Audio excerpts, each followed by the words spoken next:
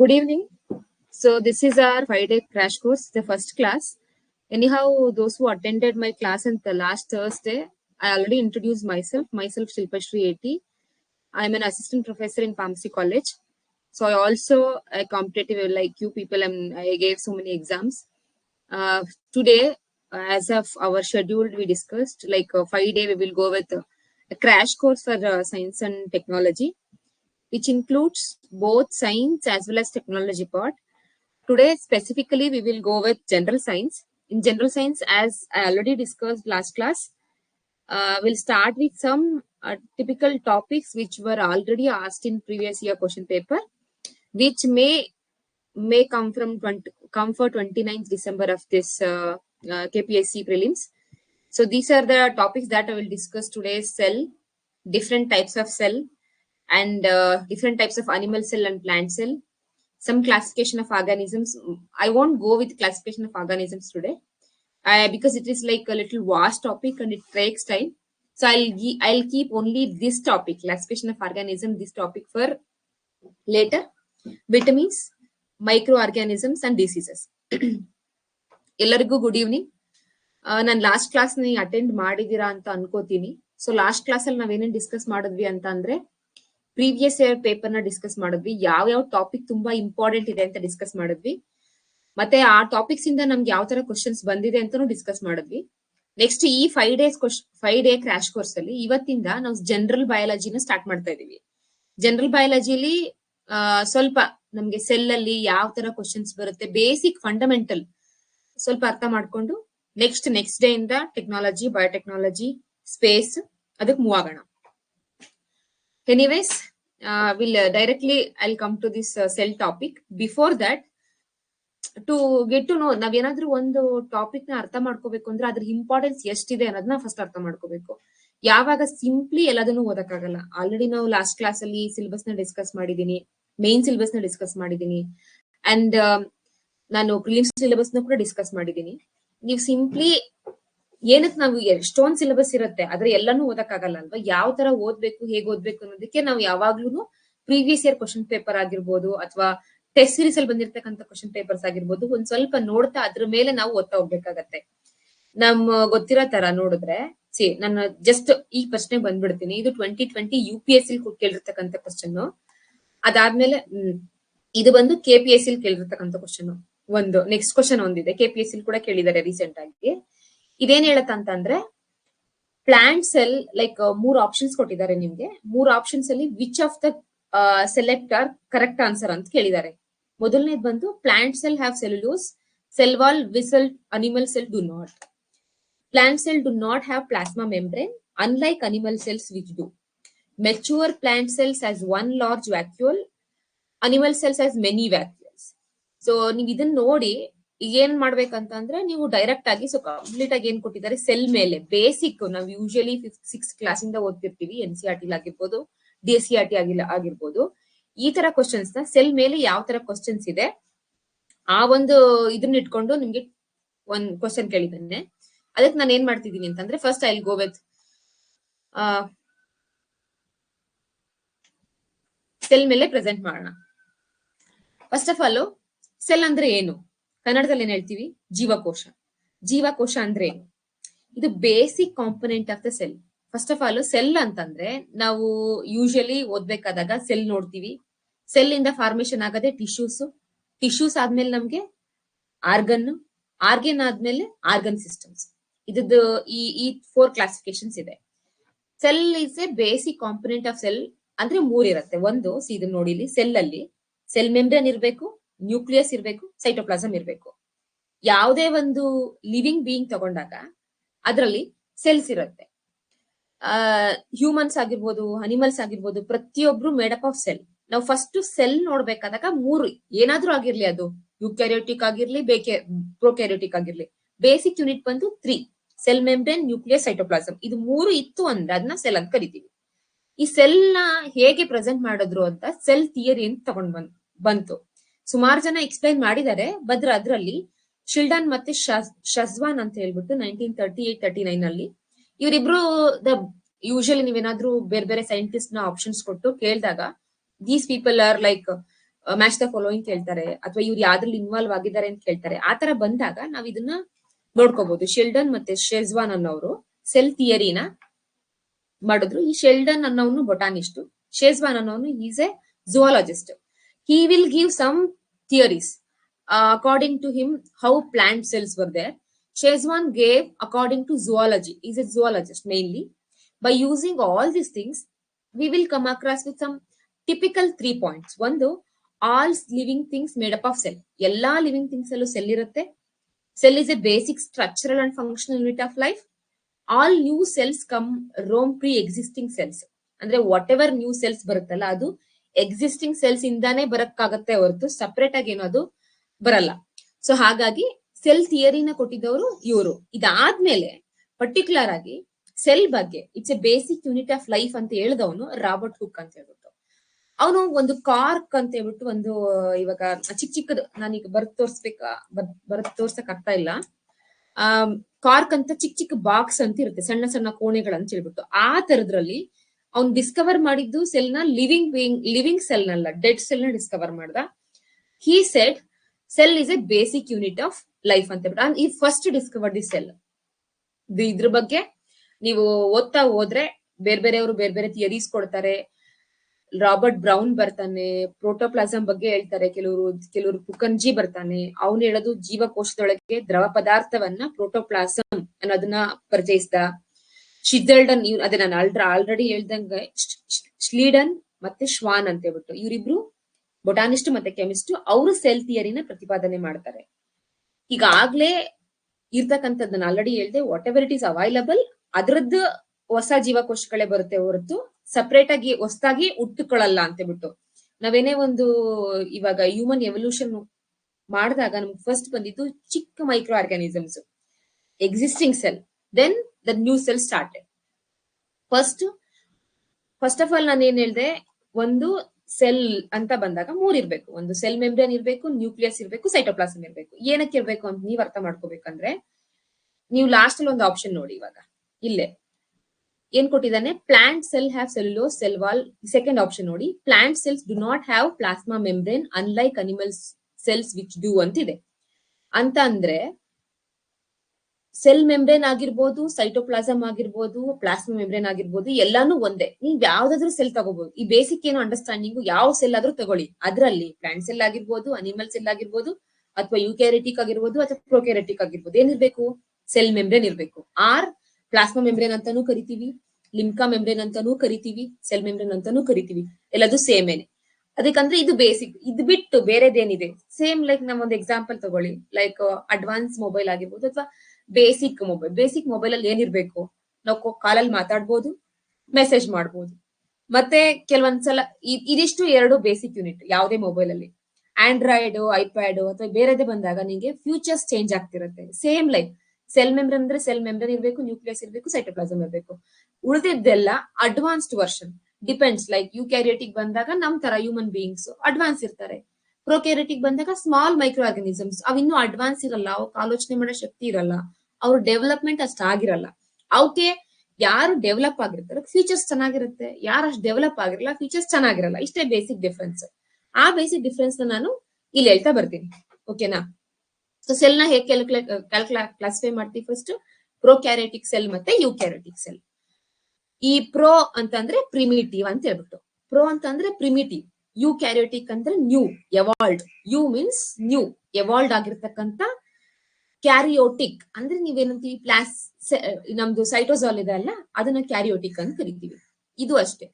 Primitive ಇರ್ತಕ್ಕಂಥ cell ನ prokaryotic cells ಅಂತ ಕರಿತೀವಿ. ಎವಾಲ್ವ್ ಆಗಿರ್ತಕ್ಕಂಥ ಸೆಲ್ ನ ಯುಕ್ಯಾರಿಯೋಟಿಕ್ ಸೆಲ್ ಅಂತ ಕರಿತೀವಿ. ಈ ಪ್ರೊಕ್ಯಾರಿಯೋಟಿಕ್ ಸೆಲ್ಸ್ ಅಥವಾ ಯುಕ್ಯಾರಿಯೋಟಿಕ್ ಸೆಲ್ಸ್ ಎರಡರಲ್ಲೂ ಕಾಮನ್ ಏನಿರುತ್ತೆ, ನ್ಯೂಕ್ಲಿಯಸ್ ಇರುತ್ತೆ, ಸೈಟೋಪ್ಲಾಸಮ್ ಇರುತ್ತೆ, ಮತ್ತೆ ಸೆಲ್ ಮೆಂಬ್ರೇನ್ ಇರುತ್ತೆ. ಸಿ ಇಲ್ಲಿ 3 ಇದೆ, ನ್ಯೂಕ್ಲಿಯಸ್ ಇದೆ, ಸೆಲ್ ಮೆಂಬ್ರೇನ್ ಇದೆ, ಸೈಟೋಪ್ಲಾಸಮ್ಸ್ ಇದೆ. ಇದ್ರಲ್ಲಿ ಸೇಮ್ ಇಲ್ಲೂ ಅಷ್ಟೇ, ಪ್ಲಾಂಟ್ ಸೆಲ್ ಆಗಿರ್ಬೋದು, ಅನಿಮಲ್ ಸೆಲ್ ಆಗಿರ್ಬೋದು, 2. ಪ್ರೊಕ್ಯಾರಿಯೋಟಿಕ್ ಸೆಲ್ ಯಾವ್ದ್ರಲ್ಲಿ ಬರ್ತವೆ, ಮೈಕ್ರೋ ಆರ್ಗಾನಿಸಮ್ಸ್ ಬರುತ್ತೆ. ಯಾವ್ದಾದ್ರು ಮೈಕ್ರೋ ಆರ್ಗಾನಿಸಮ್ಸ್ ತಗೋಬಹುದು. ಇದು ಪ್ರೊಕ್ಯಾರಿಯೋಟಿಕ್ ಸೆಲ್. ಯುಕ್ಯಾರಿಯೋಟಿಕ್ ಸೆಲ್ ಅಲ್ಲಿ both animal as well as plant cell ಅಲ್ಲಿ ಬರುತ್ತೆ ಯುಕ್ಯಾರಿಯೋಟಿಕ್ ಸೆಲ್. ಇನ್ನೂ ಒಂದು ಬೇಸಿಕ್ಸ್ ಕ್ವಶನ್ ನೋಡಿದಾಗ ಸೈಟಾಲಜಿ ಅಂತ ಕರಿತೀವಿ. ಸೈಟಾಲಜಿ ಅಂತ ಅಂದ್ರೆ ಏನು, define like the study of cells are called cytology. Mycology, cytology, ಇದ್ರ ಬಗ್ಗೆ ನಾವು ಲೇಟರ್ ಆಗಿ ಈ ಡೆಫಿನಿಷನ್ಸ್ ಮೇಲೆನೆ ಒಂದು 10 minutes ಡಿಸ್ಕಸ್ ಮಾಡೋಣ. ಬಟ್ ಸೈಟಾಲಜಿ ಅಂತಂದ್ರೆ the study of cell is called cytology. Prokaryotic cell and eukaryotic cell discuss ಮಾಡುವಾಗ ಫಸ್ಟ್ ಬೇಸಿಕ್ ನಾನು ಹೇಳಿದಾಗೆ ಇದು ಒಂದು ಬೇಸಿಕ್ ಯೂನಿಟ್ ಅಥವಾ ಪ್ರಿಮಿಟಿವ್ ಅಂತ ಹೇಳ್ತೀವಿ. ಯುಕ್ಯಾರಿಯೋಟಿಕಲ್ ನಾನು ಆಮೇಲೆ ಹೋಗ್ತೀನಿ ಅನಿಮಲ್ ಸೆಲ್ಗೆ ಮತ್ತೆ ಪ್ಲಾಂಟ್ ಸೆಲ್ ಕ್ಲಾಸಿಫಿಕೇಶನ್ಗೆ. ಇದಿಷ್ಟು ಇವಾಗ ನೋಡೋಣ. Difference between prokaryotic cell and eukaryotic cell. Prokaryotic ಏಕಕೋಶ ಜೀವಿಗಳಲ್ಲಿ ಇರುತ್ತೆ ಸ್ಪೆಷಲಿ. ಅದ್ರಲ್ಲೇನೆ ಎಲ್ಲರಲ್ಲೂ prokaryotic cell has a tough cell wall. Eukaryotic cell surrounded by thin plasma membrane, but it is there. Both contain cell membrane. Here also plasma membrane is there. Not well defined nucleus. Illi prominent nucleus in the center. Not well defined nucleus andre enu? Well defined andre simple ಆಗಿ ಹೇಳಬೇಕು ಅಂತಂದ್ರೆ ಒಂದು ಯಾವುದೇ ಒಂದು thing it covered by membrane. Nucleus ಅಲ್ಲಿ well defined nucleus ನ ನೀವು ಯಾವ ತರ ಡಿಫೈನ್ ಮಾಡ್ತೀರಾ? ಸಿ ದಿಸ್ ನ್ಯೂಕ್ಲಿಯಸ್ ಇದೆ ಇಲ್ಲಿ, ಇದ್ರೊಳಗಡೆ ಸೈಟೋಪ್ಲಾಸಮ್ ಇದೆ ಅಥವಾ ಅದ್ರಲ್ಲಿ ಒಂದು ಮೆಂಬ್ರೇನ್, ನ್ಯೂಕ್ಲಿಯರ್ ಮೆಂಬ್ರೇನ್ ಕವರ್ ಆಗಿದೆ.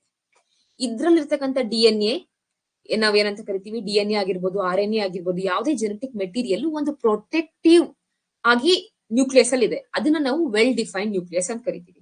ಇಲ್ಲೇನಿದೆ ನೋಡಿ, ಪ್ರೊಕ್ಯಾರಿಯೋಟಿಕ್ ಅಲ್ಲಿ ನ್ಯೂಕ್ಲಿಯಸ್ ಇದೆ, ಅಲ್ಲಲ್ಲಿ ಈ DNA ಮೆಟೀರಿಯಲ್ ನೋಡಿ ಹೀಗೆ, ಇಲ್ಲೇ ನ್ಯೂಕ್ಲಿಯಾಯ್ಡ್ಸ್, DNA ಮೆಟೀರಿಯಲ್ಸ್, ಇದಕ್ಕೊಂದು ಪ್ರೊಟೆಕ್ಟಿವ್ ಆಗಿ ಲೇಯರ್ ಇಲ್ಲ ಅಥವಾ ಒಂದು ಡಿಫೈನ್ಡ್ ಶೇಪ್ ಇಲ್ಲ, ಡಿಫೈನ್ ಪೊಸಿಷನ್ ಇಲ್ಲ. ಸಿಂಪಲ್ ಆಗಿ ಹೇಳ್ಬೇಕು ಅಂತಂದ್ರೆ ಒಬ್ಬ ವ್ಯಕ್ತಿ ಸುಮ್ನೆ ಎಲ್ಲೋ ಬಿದ್ದಿ ತಿರುಗ್ತಾ ಇದ್ದಾನೆ ಅನ್ನೋ ತರ. ಇವನು ಸ್ವಂತ ಮನೆ ಇದೆ, ಅವನಿಗೊಂದು ಸ್ಟ್ರಕ್ಚರಲ್ ಇದೆ, ಲೈಫ್ ಒಂದು ಸ್ಟ್ರಕ್ಚರ್ ಇದೆ. ಹಾಗೆ ಯೋಚನೆ ಮಾಡೋದನ್ನ ನಾನು nucleus which is like covered with nuclear wall ಮತ್ತೆ ನ್ಯೂಕ್ಲಿಯರ್ ಸೈಟೋಪ್ಲಾಸಮ್, ಇದನ್ನೆಲ್ಲ ನೋಡಿದಾಗ ನಾವ್ ಹೇಳ್ತೀವಿ ವೆಲ್ ಡಿಫೈನ್ಡ್ ನ್ಯೂಕ್ಲಿಯಸ್ ಇದೆ ಅಂತ ಹೇಳ್ತೀವಿ. ಯಾವ್ದಕ್ ವೆಲ್ ಡಿಫೈನ್ಡ್ ಇರುತ್ತೆ, ಯಾವ್ದು ಅಡ್ವಾನ್ಸ್ ಇರುತ್ತೆ ಅದಕ್ಕೆ ವೆಲ್ ಡಿಫೈನ್ಡ್ ಇರುತ್ತೆ, ಯಾವ್ದು ಪ್ರಿಮಿಟಿವ್ ಇರುತ್ತೆ ಅದಕ್ಕೆ ವೆಲ್ ಡಿಫೈನ್ಡ್ ಇರಲ್ಲ. ಇಷ್ಟೇ ಡಿಫ್ರೆನ್ಸ್. ಆಮೇಲೆ ಕೆಲವೊಂದು ಈ ರೈಬೋಸೋಮ್ಸ್ ಆಗಿರ್ಬೋದು, ಮತ್ತೆ ಸೈಟೋಪ್ಲಾಸಮ್ ಆಗಿರ್ಬೋದು, ನ್ಯೂಕ್ಲಿಯೈಡ್ ಆಗಿರ್ಬೋದು, ಸೆಲ್ ಮೆಂಬ್ರೇನ್ ಆಗಿರ್ಬೋದು, ಎಲ್ರಿಗೂ ಕಾಮನ್. ಇದಕ್ಕೂ ಕಾಮನ್ ಪ್ರೊಕ್ಯಾರಿಯೋಟಿಕ್ಗೂ ಇದೆ, ಯುಕ್ಯಾರಿಯೋಟಿಕ್ಗೂ ಇದೆ. ನೆಕ್ಸ್ಟ್ ಬರೋಣ. DNA ಸರ್ಕ್ಯುಲರ್ ಅಲ್ಲಿ ಇದೆ, DNA ಲೀನಿಯರ್ ಇರುತ್ತೆ, ಥ್ರೆಡ್ ಲೈಕ್ ಸ್ಟ್ರಕ್ಚರ್ ಇರುತ್ತೆ. ಇಲ್ಲಿ DNA ಇದ್ರೊಳಗಡೆ ಇರುತ್ತೆ, ನಾನು ನೆಕ್ಸ್ಟ್ ಪಿಕ್ಚರ್ ಅಲ್ಲಿ ನಾನು ತೋರಿಸ್ತೀನಿ. ಇದು ಸರ್ಕ್ಯುಲರ್ ಈ ತರ ಯುಕ್ಯಾರಿಯೋಟಿಕ್ ಅಲ್ಲಿ. ಬ್ಯಾಕ್ಟೀರಿಯಲ್ ಸೆಲ್ಸ್, ಮೈಕ್ರೋ ಆರ್ಗಾನಿಸಮ್ಸ್ ಎಲ್ಲ ಬಂದು ನಿಮ್ಗೆ ಪ್ರೊಕ್ಯಾರಿಯೋಟಿಕ್ ಸಿಗುತ್ತೆ. ಮಲ್ಟಿ ಸೆಲ್ಯುಲರ್ ಆರ್ಗಾನಿಸಮ್ಸ್, ಯಾವ್ದು ವೆಲ್ ಡೆವಲಪ್ ಆಗಿದೆ, ಯಾವ್ದಕ್ಕೆ 4 ಕಾಲ್ ಇರ್ತವೆ ಅಥವಾ that animal which is develop, ನಾವು ನೋಡ್ಬೋದು. ಕೆಲವೊಂದ್ ಕಡೆ ಅದಕ್ಕೆ ವಾಯ್ಸ್ ಇರುತ್ತೆ, ಸೌಂಡ್ ಇರುತ್ತೆ, ಮಾತಾಡ್ಬೋದು. ಕೆಲವೊಂದು ಅನಿಮಲ್ಸ್ ಕೆಲವೊಂದು ಸೌಂಡ್ ಮಾಡುತ್ತೆ. ಎಲ್ಲಾ ತರ ಸಿಸ್ಟಮ್ ಅಲ್ಲಿ ಇನ್ವಾಲ್ವ್ ಆಗಿರುತ್ತೆ. ರೆಸ್ಪಿರೇಷನ್ ಸಿಸ್ಟಮ್ಸ್ ಪ್ರಾಪರ್ ಆಗಿ ಡೆವಲಪ್ ಆಗಿರುತ್ತೆ, ಡೈಜೆಸ್ಟಿವ್ ಸಿಸ್ಟಮ್ ಪ್ರಾಪರ್ ಆಗಿ ಡೆವಲಪ್ ಆಗಿರುತ್ತೆ. ಆ ತರ ಅನಿಮಲ್ಸ್ ಅಲ್ಲಿ ನಾವು ಯುಕ್ಯಾರಿಯೋಟಿಕ್ಸ್ ಅನ್ನ ನೋಡ್ತೀವಿ. ಇಲ್ಲಿ ಏನ್ ಹೇಳ್ತೀವಿ, ಮತ್ತೆ ಬಂದು ಏಕಕೋಶ ಜೀವಿಗಳು ಅಂತ ಕೆಲವೊಂದನ್ನ ಯುನಿಸೆಲ್ಯುಲರ್ ಆರ್ಗಾನಿಸಮ್ಸ್ ಅಂತ ಕ್ಲಾಸಿಫೈ ಮಾಡ್ತೀವಿ. ಕೆಲವೊಂದನ್ನ ಬಹುಕೋಶ ಜೀವಿಗಳು, ಮಲ್ಟಿ ಸೆಲ್ಯುಲರ್ ಆರ್ಗಾನಿಸಮ್ಸ್ ಅಂತ ಕ್ಲಾಸಿಫೈ ಮಾಡ್ತೀವಿ. ಏನಿದೆ ಯುನಿಸೆಲ್ಯುಲರ್ ಆರ್ಗಾನಿಸಮ್ಸ್, ಯಾವ್ದು ಸಿಂಗಲ್ ಸೆಲ್ ಇರುತ್ತೋ, ಅಂದ್ರೆ ಆ complete organisms it's just A single cell, ಅದು ನಾವು ಯೂನಿಸೆಲ್ಯುಲರ್ ಆರ್ಗಾನಿಸಮ್ಸ್ ಅಂತ ಕರಿತೀವಿ. ಅಮೀಬಾ ಆಗಿರ್ಬೋದು, ಕ್ಲಾಮಿಡೋಮಸ್, ಪ್ಯಾರಾಮೀಸಿಯಂ, ಬ್ಯಾಕ್ಟೀರಿಯಾ, ಈ ತರದ್ದು ಬಹುಕೋಶಿ ಜೀವಿಗಳು, ಮಲ್ಟಿಸೆಲ್ಯುಲರ್ ಆರ್ಗಾನಿಸಮ್ಸ್. ಅದ್ರಲ್ಲಿ ಏನಿರುತ್ತೆ, ಎಲ್ಲಾ ತರ ಸೆಲ್ಸ್ ಆರ್ಗನೈಸ್ ಆಗಿರುತ್ತೆ, ಒಂದ್ ಕೆಲಸ ಮಾಡಕ್ಕೆ ಆರ್ಗನೈಸ್ ಆಗಿರುತ್ತೆ. ಏನ್ ಮಾಡುತ್ತೆ, ಅದಕ್ಕೆ ನರ್ವಸ್ ಸಿಸ್ಟಮ್ಸ್ ಇರುತ್ತೆ ನೋಡಿ, ಕನೆಕ್ಟಿವ್ ಟಿಶ್ಯೂಸ್ ಇದೆ, ಬೋನ್ ಟಿಶ್ಯೂಸ್ ಇದೆ, ಮಸಲ್ ಸೆಲ್ಸ್ ಇರುತ್ತೆ, ಇಂಟೆಸ್ಟಿನಲ್ ಎಪಿಥೇಲಿಯಲ್ ಸೆಲ್ಸ್ ಇರುತ್ತೆ, ಫ್ಯಾಟ್ ಮತ್ತೆ ಅಡಿಪೋಸ್ ಟಿಶ್ಯೂಸ್ ಇರುತ್ತೆ, ನಮ್ಗೆ ಸ್ಮೂತ್ ಮೆಸಲ್ಸ್ ಇರುತ್ತೆ, ಬ್ಲಡ್ ಸೆಲ್ಸ್ ಇರುತ್ತೆ. ಪ್ರತಿಯೊಂದು ಡೈಜೆಸ್ಟಿವ್ ಸಿಸ್ಟಮ್ಸ್ ಕೂಡ ಕೆಲವೊಂದು ಅಟ್ಲೀಸ್ಟ್ ಮಿನಿಮಲ್ ಅಂತ ಸಿಸ್ಟಮ್ಸ್ ಡೆವಲಪ್ ಆಗಿರ್ತವೆ. ಅದನ್ನ ನಾವು ಮಲ್ಟಿ ಸೆಲ್ಯುಲರ್ ಆರ್ಗಾನಿಸಮ್ಸ್ ಅಂತ ಕರಿತೀವಿ.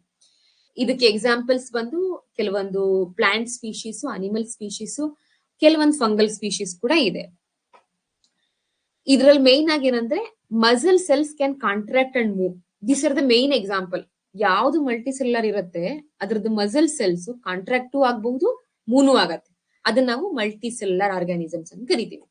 ಯೂನಿಸೆಲ್ಯುಲರ್ ಆರ್ಗಾನಿಸಮ್ಸ್ ಅಲ್ಲಿ ಸುಮಾರು ಇದೆ. ಪ್ರೊಟೆಸ್ಟ್ ಇದೆ, ಆಲ್ಗೆ ಇದೆ, ಅದರಲ್ಲಿ ಕ್ಲೆಮಾಂಡಮಸ್ ಇದೆ, ಕೆಲವೊಂದು ಫಂಗಸ್ ಯೂನಿಸೆಲ್ಯುಲರ್ ಇದೆ, ಪ್ಯಾರಾಮೀಸಿಯಮ್ಸ್ ಇದೆ, ಯುಗೆಲ್ನಾ ಇದೆ. ಎಕ್ಸಾಂಪಲ್ಸ್ ನಿಮ್ಗೆ ತುಂಬಾ ಇಂಪಾರ್ಟೆಂಟ್. ಯಾಕಂತಂದ್ರೆ ಮ್ಯಾಚ್ ದ ಫಾಲೋಯಿಂಗ್ ಅಲ್ಲಿ ಕೊಡ್ತಕ್ಕಂಥ ಚಾನ್ಸಸ್ ಜಾಸ್ತಿ ಇರುತ್ತೆ. ನೀವು ಕೋಕಸ್ ಅಂತ ಬಂದಾಗ ನೋಡಿ, ಹಲೋ ಬ್ಯಾಕ್ಟೀರಿಯಾ, RIA, COCUSS ಈ ತರದ್ ಬಂದಾಗ ನಿಮ್ಗೆ ಇದು ಬ್ಯಾಕ್ಟೀರಿಯಾ ಅಂತ ಹೇಳ್ಬೋದು. ಬ್ಯಾಕ್ಟೀರಿಯಾ ಕ್ಲಾಸಿಫಿಕೇಶನ್ ನಾವು ನೋಡುವಾಗ ನಾನು ಹೇಳ್ತೀನಿ. ಅದರಲ್ಲಿ ಕೋಲೈ, ಡಿಫ್ರೆಂಟ್ ಟೈಪ್ಸ್ ಆಫ್ ಕೋಲೈ ಕ್ಲಾಸಿಫಿಕೇಶನ್ಸ್ ಬರುತ್ತೆ. ಕೋಕಸ್ ಕ್ಲಾಸಿಫಿಕೇಶನ್ಸ್ ಬರುತ್ತೆ, ಮತ್ತೆ ಟೀರಿಯಾ ಕ್ಲಾಸಿಫಿಕೇಶನ್ಸ್ ಬರುತ್ತೆ. ಈ ತರದನ್ನ ನೋಡ್ಕೊಂಡ್ರೆ ನಿಮ್ಗೆ ಬ್ಯಾಕ್ಟೀರಿಯಾ ಅಂತ ಗೊತ್ತಾಗತ್ತೆ.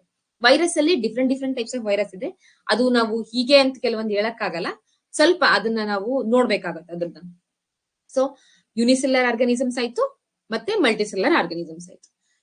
ನೆಕ್ಸ್ಟ್ ಈ ಯೂನಿಸೆಲ್ಲರ್ ಆರ್ಗಾನಿಸಮ್ಸ್, ಮಲ್ಟಿಸೆಲ್ಲರ್ ಆರ್ಗಾನಿಸಮ್ಸ್ ಯಾವ್ದ್ರಲ್ಲಿ ನೋಡಿದ್ವಿ ನಾವು? ಪ್ರೋಕ್ಯಾರಿಯೋಟಿಕ್ ಅಲ್ಲಿ ನೋಡಿದ್ವಿ. ನೆಕ್ಸ್ಟ್ ಬಂದಾಗ ಯೂಕ್ಯಾರಿಯೋಟಿಕ್ ಅನಿಮಲ್ಸ್, ಮೇನ್ ಆಗಿ ಅನಿಮಲ್ ಸೆಲ್ ಇದೆ ಮತ್ತೆ ಪ್ಲಾಂಟ್ ಸೆಲ್ ಇದೆ. ಏನಿದು ಅನಿಮಲ್ ಸೆಲ್ ಮತ್ತೆ ಪ್ಲಾಂಟ್ ಸೆಲ್ ಅಲ್ಲಿ? ಮೇನ್ ಆಲ್ರೆಡಿ ಒಂದ್ ಪ್ರಶ್ನೆ ಬಂದಿದೆ ಅನಿಮಲ್ ಸೆಲ್ ಅಲ್ಲಿ ನೋಡಿ. Same this, I go this question only. Matured plant cell has one large vacuole while animal cell has many small vacuoles ಅಂತ ಹೇಳ್ಬಿಟ್ಟು ನಾವು ಮೇನ್ ಇಂಪಾರ್ಟೆಂಟ್ ಯಾವ್ಯಾವ ಸೆಲ್ ಕಾಂಪೊನೆಂಟ್ಸ್ ಇದೆ ಅದು ನೋಡ್ಬೇಕು. ಕಾಂಪೊನೆಂಟ್ಸ್ ಅಂತ ಅಂದಾಗ ಸೇಮ್ ನನ್ನ ಮೊಬೈಲ್ ಎಕ್ಸಾಂಪಲ್ ಕೊಟ್ಟೆ, ಡಿಫ್ರೆಂಟ್ ಫ್ಯೂಚರ್ಸ್ ನಾವು ಒಂದು ಫಂಕ್ಷನ್ ಮಾಡಕ್ಕೆ ಏನ್ ಬೇಕು, ಡಿಫ್ರೆಂಟ್ ಫ್ಯೂಚರ್ಸ್ ಅನ್ನೋದನ್ನ ನಾವು ಕಾಂಪೊನೆಂಟ್ಸ್ ಅಂತ ಕರಿತೀವಿ. ಸೆಲ್ ಕಾಂಪೊನೆಂಟ್ಸ್ ಅಲ್ಲಿ ಮೇನ್ ಆಗಿ ಬೇಕಾಗಿರೋದು ನ್ಯೂಕ್ಲಿಯಸ್, ಬೋತ್ ಎರಡಕ್ಕೂ ಇದೆ, ನ್ಯೂಕ್ಲಿಯಸ್ ಇದೆ, ಸೈಟೋಪ್ಲಾಸಮ್ ಇದೆ, ರೈಬೋಸೋಮ್ಸ್ ಎರಡಕ್ಕೂ ಇದೆ. ಯಾವ್ದಕ್ಕಿಲ್ಲ ನಾನು ಸ್ಟಾರ್ ಮಾರ್ಕ್ ಹಾಕಿದೀನಿ. ಮೇನ್ ಆಗಿ ಪ್ಲಾಂಟ್ ಸೆಲ್ಗೆ cell wall, very thick cell wall ಇರುತ್ತೆ, ಅದು ಅನಿಮಲ್ ಸೆಲ್ ಅಲ್ಲಿ ಇರಲ್ಲ. This we have to remember. ಯಾವ್ದಿರುತ್ತೆ ಯಾವ್ದಿರಲ್ಲ. ಒರಟಾದ ಒರಟಾದ ಇದ್ ನಮ್ಗೆ ಏನಂತಿರುತ್ತವೆ, ಸೆಲ್ ವಾಲ್ ಇರುತ್ತೆ ಇದ್ರಲ್ಲಿ. ಬಟ್ ಅನಿಮಲ್ ಸೆಲ್ ಅಲ್ಲಿ ಸೆಲ್ ವಾಲ್ ಇರಲ್ಲ. ಅನಿಮಲ್ ಸೆಲ್ ಅಲ್ಲಿ ಸೆಂಟ್ರಿಯೋಲ್ಸ್ ಇರುತ್ತೆ, ಪ್ಲಾಂಟ್ ಸೆಲ್ ಅಲ್ಲಿ ಸೆಂಟ್ರಿಯೋಲ್ಸ್ ಇರಲ್ಲ. ಪ್ಲಾಂಟ್ ಸೆಲ್ ಅಲ್ಲಿ ಕ್ಲೋರೋಪ್ಲಾಸ್ಟ್ ಇರುತ್ತೆ. ನಮ್ಗೆಲ್ಲಾ ಗೊತ್ತು ಯಾವ್ದಕ್ಕೆ ಹಸಿರು ಅಥವಾ ಈ ಹಸಿರು ಬಣ್ಣಕ್ಕೆ ಕಾರಣವಾಗಿರ್ತಕ್ಕಂಥ ಯಾವುದು ಅಂತ ಕೇಳ್ತೀವಿ. ಕ್ಲೋರೋಪ್ಲಾಸ್ಟ್ ಅಲ್ಲಿ ಇರ್ತಕ್ಕಂಥ ಕ್ಲೋರೋಫಿಲ್, ಝಾಂಥೋಫಿಲ್ ಅಂತ ಹೇಳ್ಬಿಟ್ಟು ಸುಮಾರು ಪಿಗ್ಮೆಂಟ್ ಅಂತ ಕರಿತೀವಿ ನಾವು ಅದನ್ನ. ಆ ಪಿಗ್ಮೆಂಟ್ಸ್ ಪ್ರೆಸೆಂಟ್ ಇರುತ್ತೆ ಅಲ್ಲಿ ಲೀವ್ಸ್ ಅಲ್ಲಿ. ಆ ಲೀವ್ಸ್ ಅಲ್ಲಿ ಎಲ್ಲಿರುತ್ತೆ ಪಿಗ್ಮೆಂಟ್ಸ್ ಇರೋದು ಎಲ್ಲಿ ಅಂದ್ರೆ ಇದೆಯಲ್ಲ ಇಲ್ಲಿ ಕ್ಲೋರೋಪ್ಲಾಸ್ಟ್ ಅಲ್ಲಿ ಪಿಗ್ಮೆಂಟ್ಸ್ ಇರುತ್ತೆ. ಅನಿಮಲ್ ಸೆಲ್ ಅಲ್ಲಿ ವ್ಯಾಕ್ಯೂಲ್ಸ್ ಇರುತ್ತೆ, ಕೆಲವೊಂದ್ಸಲ ಇರಲ್ಲ. ಬಟ್ ಸ್ಮಾಲ್ ವ್ಯಾಕ್ಯೂಲ್ಸ್ ಈ ತರ ಇಲ್ಲಿ ಕಾಣಿಸ್ತಿದೆಯಲ್ಲ, ಸ್ಮಾಲ್ ವ್ಯಾಕ್ಯೂಲ್ಸ್ ಇದು ಡಿಸ್ಟ್ರಿಬ್ಯೂಟ್ ಆಗಿರುತ್ತೆ. ಬಟ್ ಪ್ಲಾಂಟ್ ಸೆಲ್ ಅಲ್ಲಿ it's a very big vacuole. ಯಾಕೆ ವ್ಯಾಕ್ಯೂಲ್ ಪ್ಲಾಂಟ್ ಸೆಲ್ ಇರುತ್ತೆ ಅಂತಂದ್ರೆ, ಅನಿಮಲ್ ಸೆಲ್ ನಾವೇನ್ ಮಾಡ್ತೀವಿ, ನಮ್ಗೊಂದು ಎಕ್ಸ್ಕ್ರಿಟರಿ ಸಿಸ್ಟಮ್ ಇದೆ. We can excrete our waste things and ನಾವು ಕಂಟಿನ್ಯೂಸ್ ಆಗಿ ಮೂವ್ ಆಗ್ತಾನೆ ಇರ್ತೀವಿ.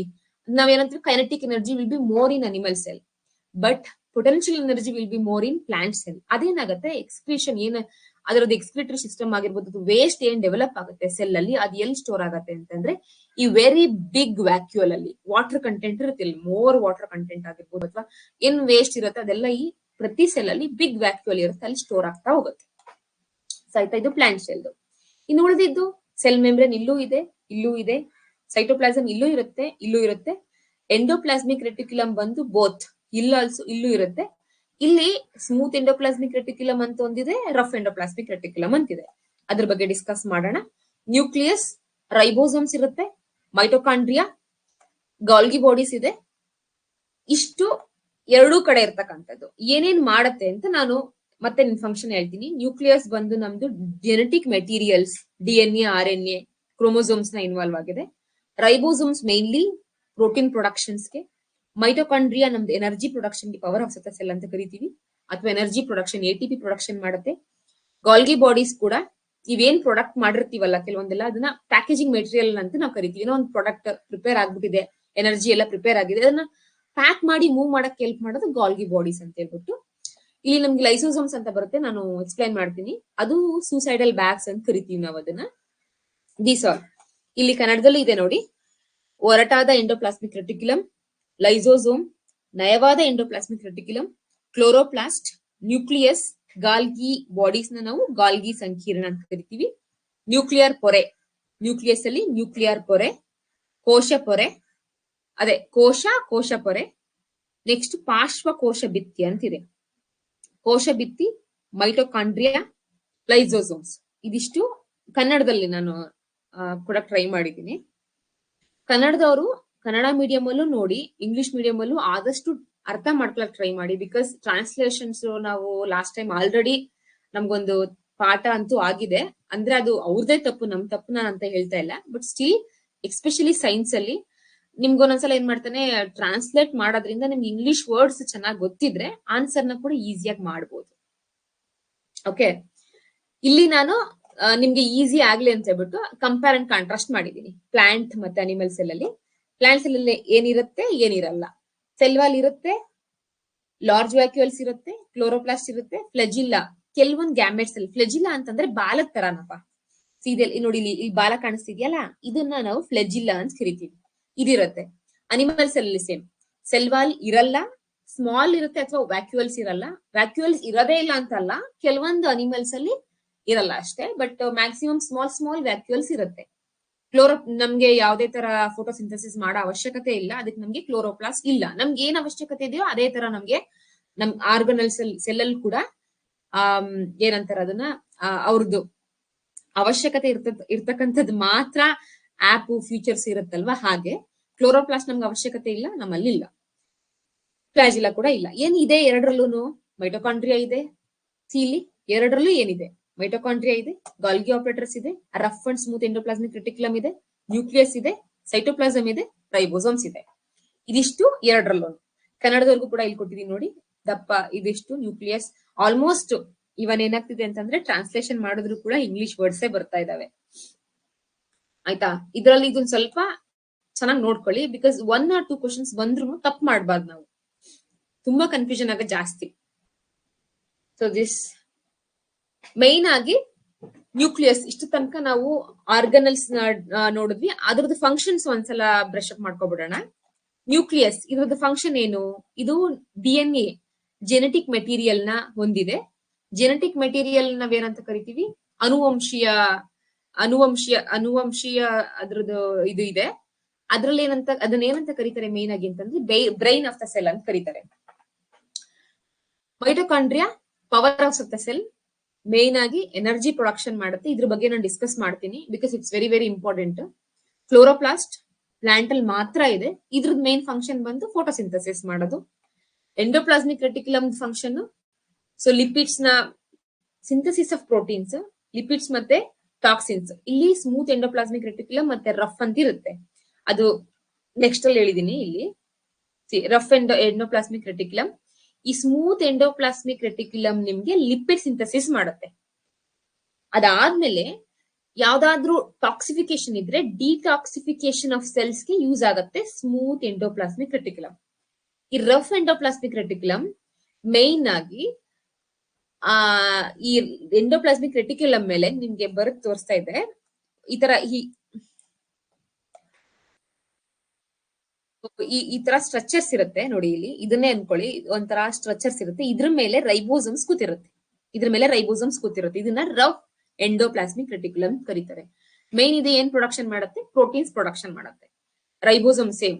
ಇಲ್ಲಿ ಈ ತರ ರೈಬೋಸೋಮ್ಸ್ ಬೇನಾಗಿ ಪ್ರೋಟೀನ್ ಪ್ರೊಡಕ್ಷನ್ಗೆ, proteins based on mRNA instructions. ಇದನ್ನ ನಾವು ಬಯೋಟೆಕ್ನಾಲಜಿ ಮಾಡುವಾಗ ರೈಬೋಸೋಮ್ ಡ್ಯೂರಿಂಗ್ ಪ್ರೋಟೀನ್ ಸಿಂಥಸಿಸ್ ಯಾವ ತರ mRNA ಇನ್ಸ್ಟ್ರಕ್ಷನ್ಸ್ ನ ಫಾಲೋ ಮಾಡುತ್ತೆ ರೈಬೋಸೋಮ್ಸ್ ಅನ್ನೋದನ್ನ ನಾನು ನಿಮ್ಗೆ ಬಯೋಟೆಕ್ನಾಲಜಿ ಮಾಡುವಾಗ ಹೇಳ್ತೀನಿ. ಬಿಕಾಸ್ ನಮ್ಗೆ 2 ತರ RNA ಇದೆ, mRNA. ಇವಾಗ ರೀಸೆಂಟ್ ಆಗಿ ನೊಬೆಲ್ ಪ್ರೈಸ್ ಬಂದಿದ್ದು ಮೈಕ್ರೋ RNA ಅಂತ ಒಂದು ಬಂದಿದೆ. ಅದೇ ತರದ್ದು we have to discuss about that. ನಾಳೆ ಕ್ಲಾಸ್ ಅಲ್ಲಿ ಡಿಸ್ಕಸ್ ಮಾಡೋಣ.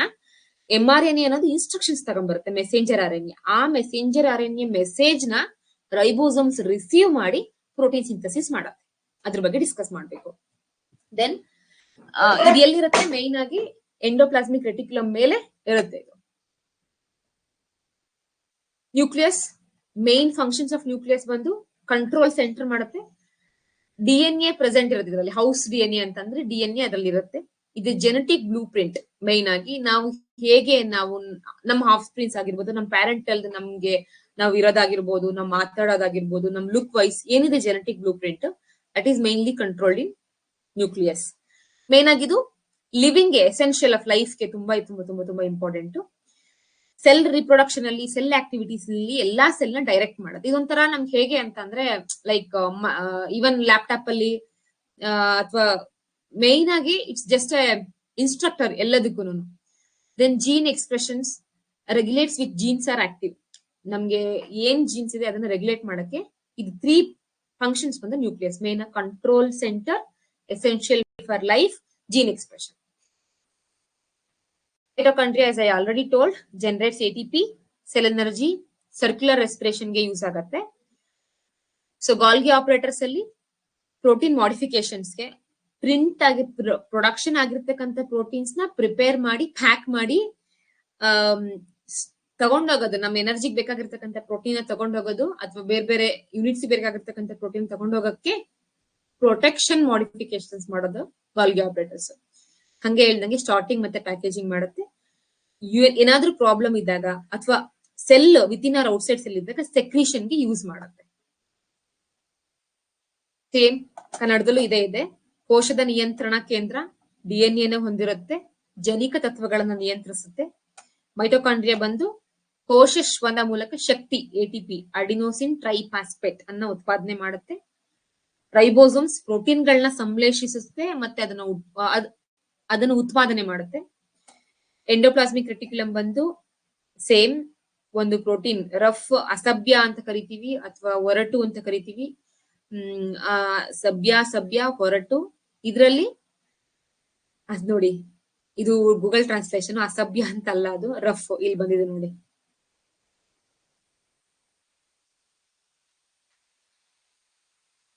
ಒರಟಾದ ಎಂಡೋಪ್ಲಾಸ್ಮಿಕ್ ರೆಟಿಕ್ಯುಲಮ್, ನಯವಾದ ಎಂಡೋಪ್ಲಾಸ್ಮಿಕ್ ರೆಟಿಕ್ಯುಲಮ್.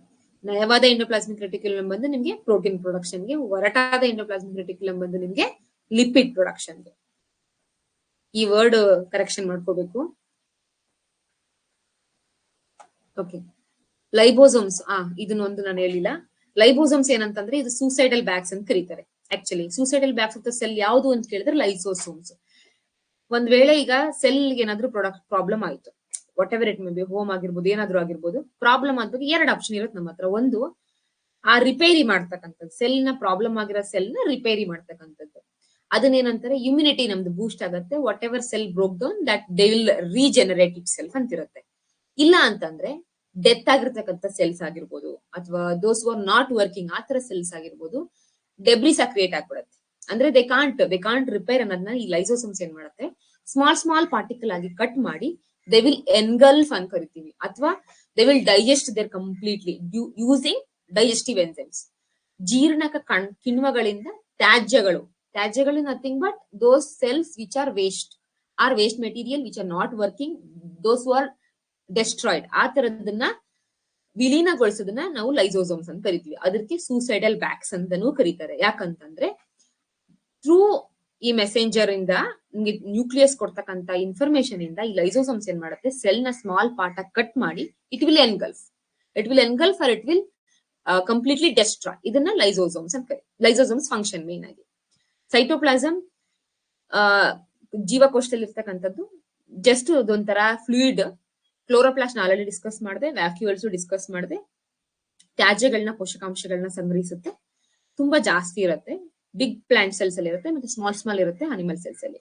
ಸೆಲ್ ಮೆಂಬ್ರೇನ್ ಒಂದು ಪೊರೆ ನಮ್ಗೆ ಮೇನ್ ಆಗಿ ಹೊರಗಡೆ ಹೋಗತಕ್ಕಂತ ಪದಾರ್ಥಗಳಾಗಿರ್ಬೋದು, ಬರ್ಬೋದು, ಏನ್ ಬರುತ್ತೆ ಹೋಗುತ್ತೆ ಅದನ್ನ ನಿಯಂತ್ರಣ ಮಾಡೋದನ್ನೇ ನಾವು ಸೆಲ್ ಮೆಂಬ್ರೇನ್. ಇದಿಷ್ಟು ಇದ್ರ ಫಂಕ್ಷನ್. KPSC 2014 ನಲ್ಲೂ ಕೂಡ ಒಂದು ಕ್ವಶನ್ ಬಂದಿದೆ.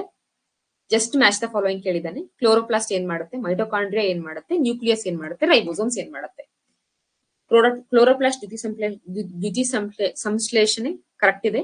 ಮೈಟೋಕಾಂಡ್ರಿಯಾ ಏನ್ ಮಾಡುತ್ತೆ, ಪ್ರೋಟೀನ್ ಸಿಂಥಸಿಸ್ ಸಾರಿ ATP ಎನರ್ಜಿ ಸಿಂಥಸಿಸ್ ಕರೆಕ್ಟ್ ಇದೆಯಾ ಆನ್ಸರು. ಮೈಟೋಕಾಂಡ್ರಿಯಾ ರೆಸ್ಪಿರೇಷನ್ಗೆ, ಎಸ್ ಮೈಟೋಕಾಂಡ್ರಿಯಾ ನಮಗೆ ಅದ್ರ ಬಗ್ಗೆ ನಾನು ನೆಕ್ಸ್ಟ್ ಡಿಸ್ಕಸ್ ಮಾಡಿ ಹೇಳ್ತೀನಿ. ನ್ಯೂಕ್ಲಿಯಸ್ ಬಂದು ಸೆಕ್ರೀಷನ್ಗೆ, ರೈಬೋಸೋಮ್ಸ್ ಬಂದು ಪ್ರೋಟೀನ್ ಸಿಂಥಸಿಸ್ಗೆ. ನ್ಯೂಕ್ಲಿಯಸ್ ಸೆಕ್ರೀಷನ್ಗ ಇಲ್ಲ, ಸೆಕ್ರೀಷನ್ ಬಂದು ಗಾಲ್ಗಿ ಕಾಂಪ್ಲೆಕ್ಸ್. ನಾನು ಹೇಳ್ದೆ ನಿಮ್ಗೆ, ಇಲ್ಲೊಂದು ಹೇಳ್ದೆ ನೋಡಿ, ಗಾಲ್ಗಿ ಕಾಂಪ್ಲೆಕ್ಸ್ ಬಂದು ಸೆಕ್ರೀಷನ್ಗೆ.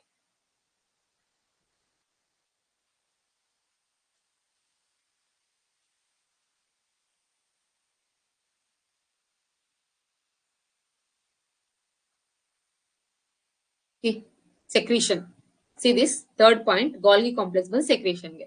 ಸೊ ನಿಮ್ಗೆ ಅದು ಅಕಸ್ಮಾತ್ ಏನಾದ್ರು ನಿಮ್ಗೆ ಕನ್ಫ್ಯೂಷನ್ ಆಗ್ಬಿಟ್ಟಿದ್ರೆ ಈ ಆಪ್ಷನ್ ಆರಾಮಾಗಿ ತಪ್ಪು ಮಾಡ್ಬಿಡೋದು. ಯಾಕಂದ್ರೆ ಕೆಲವರೆಲ್ಲ 1, 2, 3, 4 ಕರೆಕ್ಟ್ ಅನ್ಕೊಂತಾರೆ. ನ್ಯೂಕ್ಲಿಯಸ್ ಸೆಕ್ರೀಷನ್ ಅಲ್ಲ, ಸೆಕ್ರೀಷನ್ ಇರೋದು ಗಾಲ್ಗಿ ಬಾಡೀಸ್. ಸೊ ಇಷ್ಟು ಸೆಲ್ ಬಗ್ಗೆ. ಏನಾದ್ರು ಡೌಟ್ ಇದೆಯಾ ಇದ್ರಲ್ಲಿ? ಓಕೆ, ಸೊ ನೆಕ್ಸ್ಟ್ ಹೋಗೋಣ.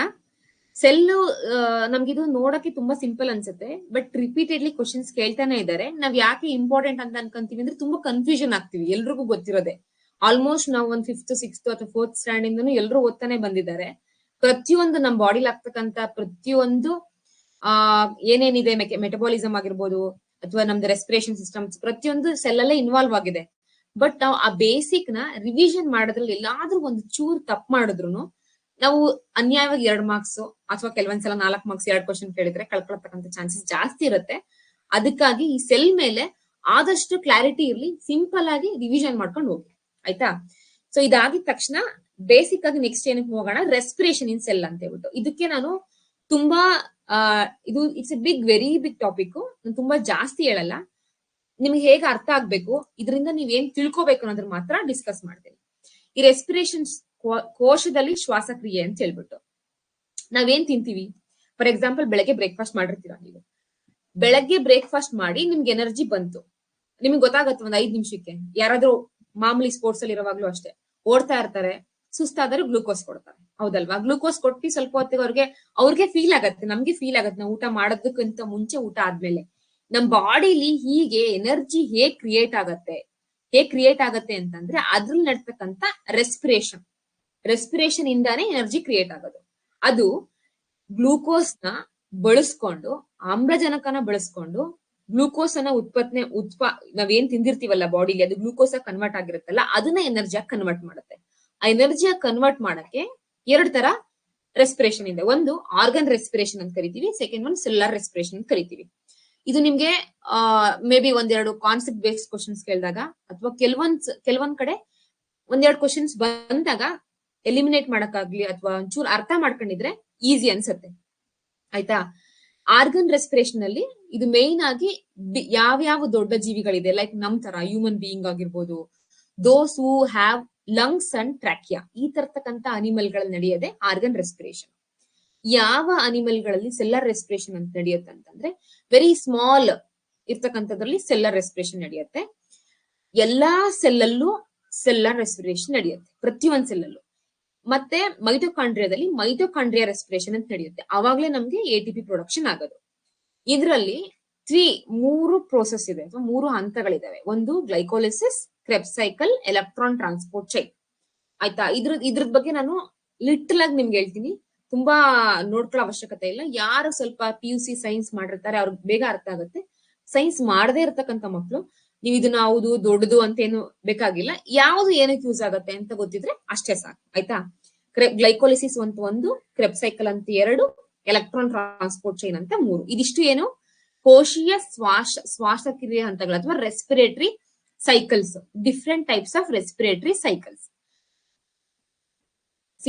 ಮೇನ್ ಆಗಿ ಇಲ್ಲಿ ನೋಡಿ, ರೆಸ್ಪಿರೇಷನ್ ಅಂದ್ರೆ ನೀವು ಬೆಳಗ್ಗೆ ಊಟ ಮಾಡಿದ್ರಪ್ಪ, ಊಟ ಮಾಡಿದ್ದು ಎನರ್ಜಿಯಾಗಿ ಕನ್ವರ್ಟ್ ಆಗುತ್ತೆ. ಆ ಎನರ್ಜಿಯಾಗಿ ಕನ್ವರ್ಟ್ ಆಗಕ್ಕೆ ಏನೇನೆಲ್ಲ ಸ್ಟೆಪ್ಸ್ ಇದೆ, ಆ 3 ಸ್ಟೆಪ್ಸ್ ಇದೆ. ಒಂದು glycolysis, Krebs cycle, electron transport chain. ಈ ಗ್ಲೂಕೋಸ್ ಇದ್ರದ್ದು ಗ್ಲೂಕೋಸ್ ಸ್ಟ್ರಕ್ಚರ್ ನೀವು ನೆನೆಸ್ಕೊಂಡ್ರೆ 6 ಕಾರ್ಬನ್ ಮಾಲಿಕ್ಯೂಲ್ಸ್ ಇರುತ್ತೆ. ಅದನ್ನ C6H6 ಅಂತ ಇದೆ, C6H6 C6H6.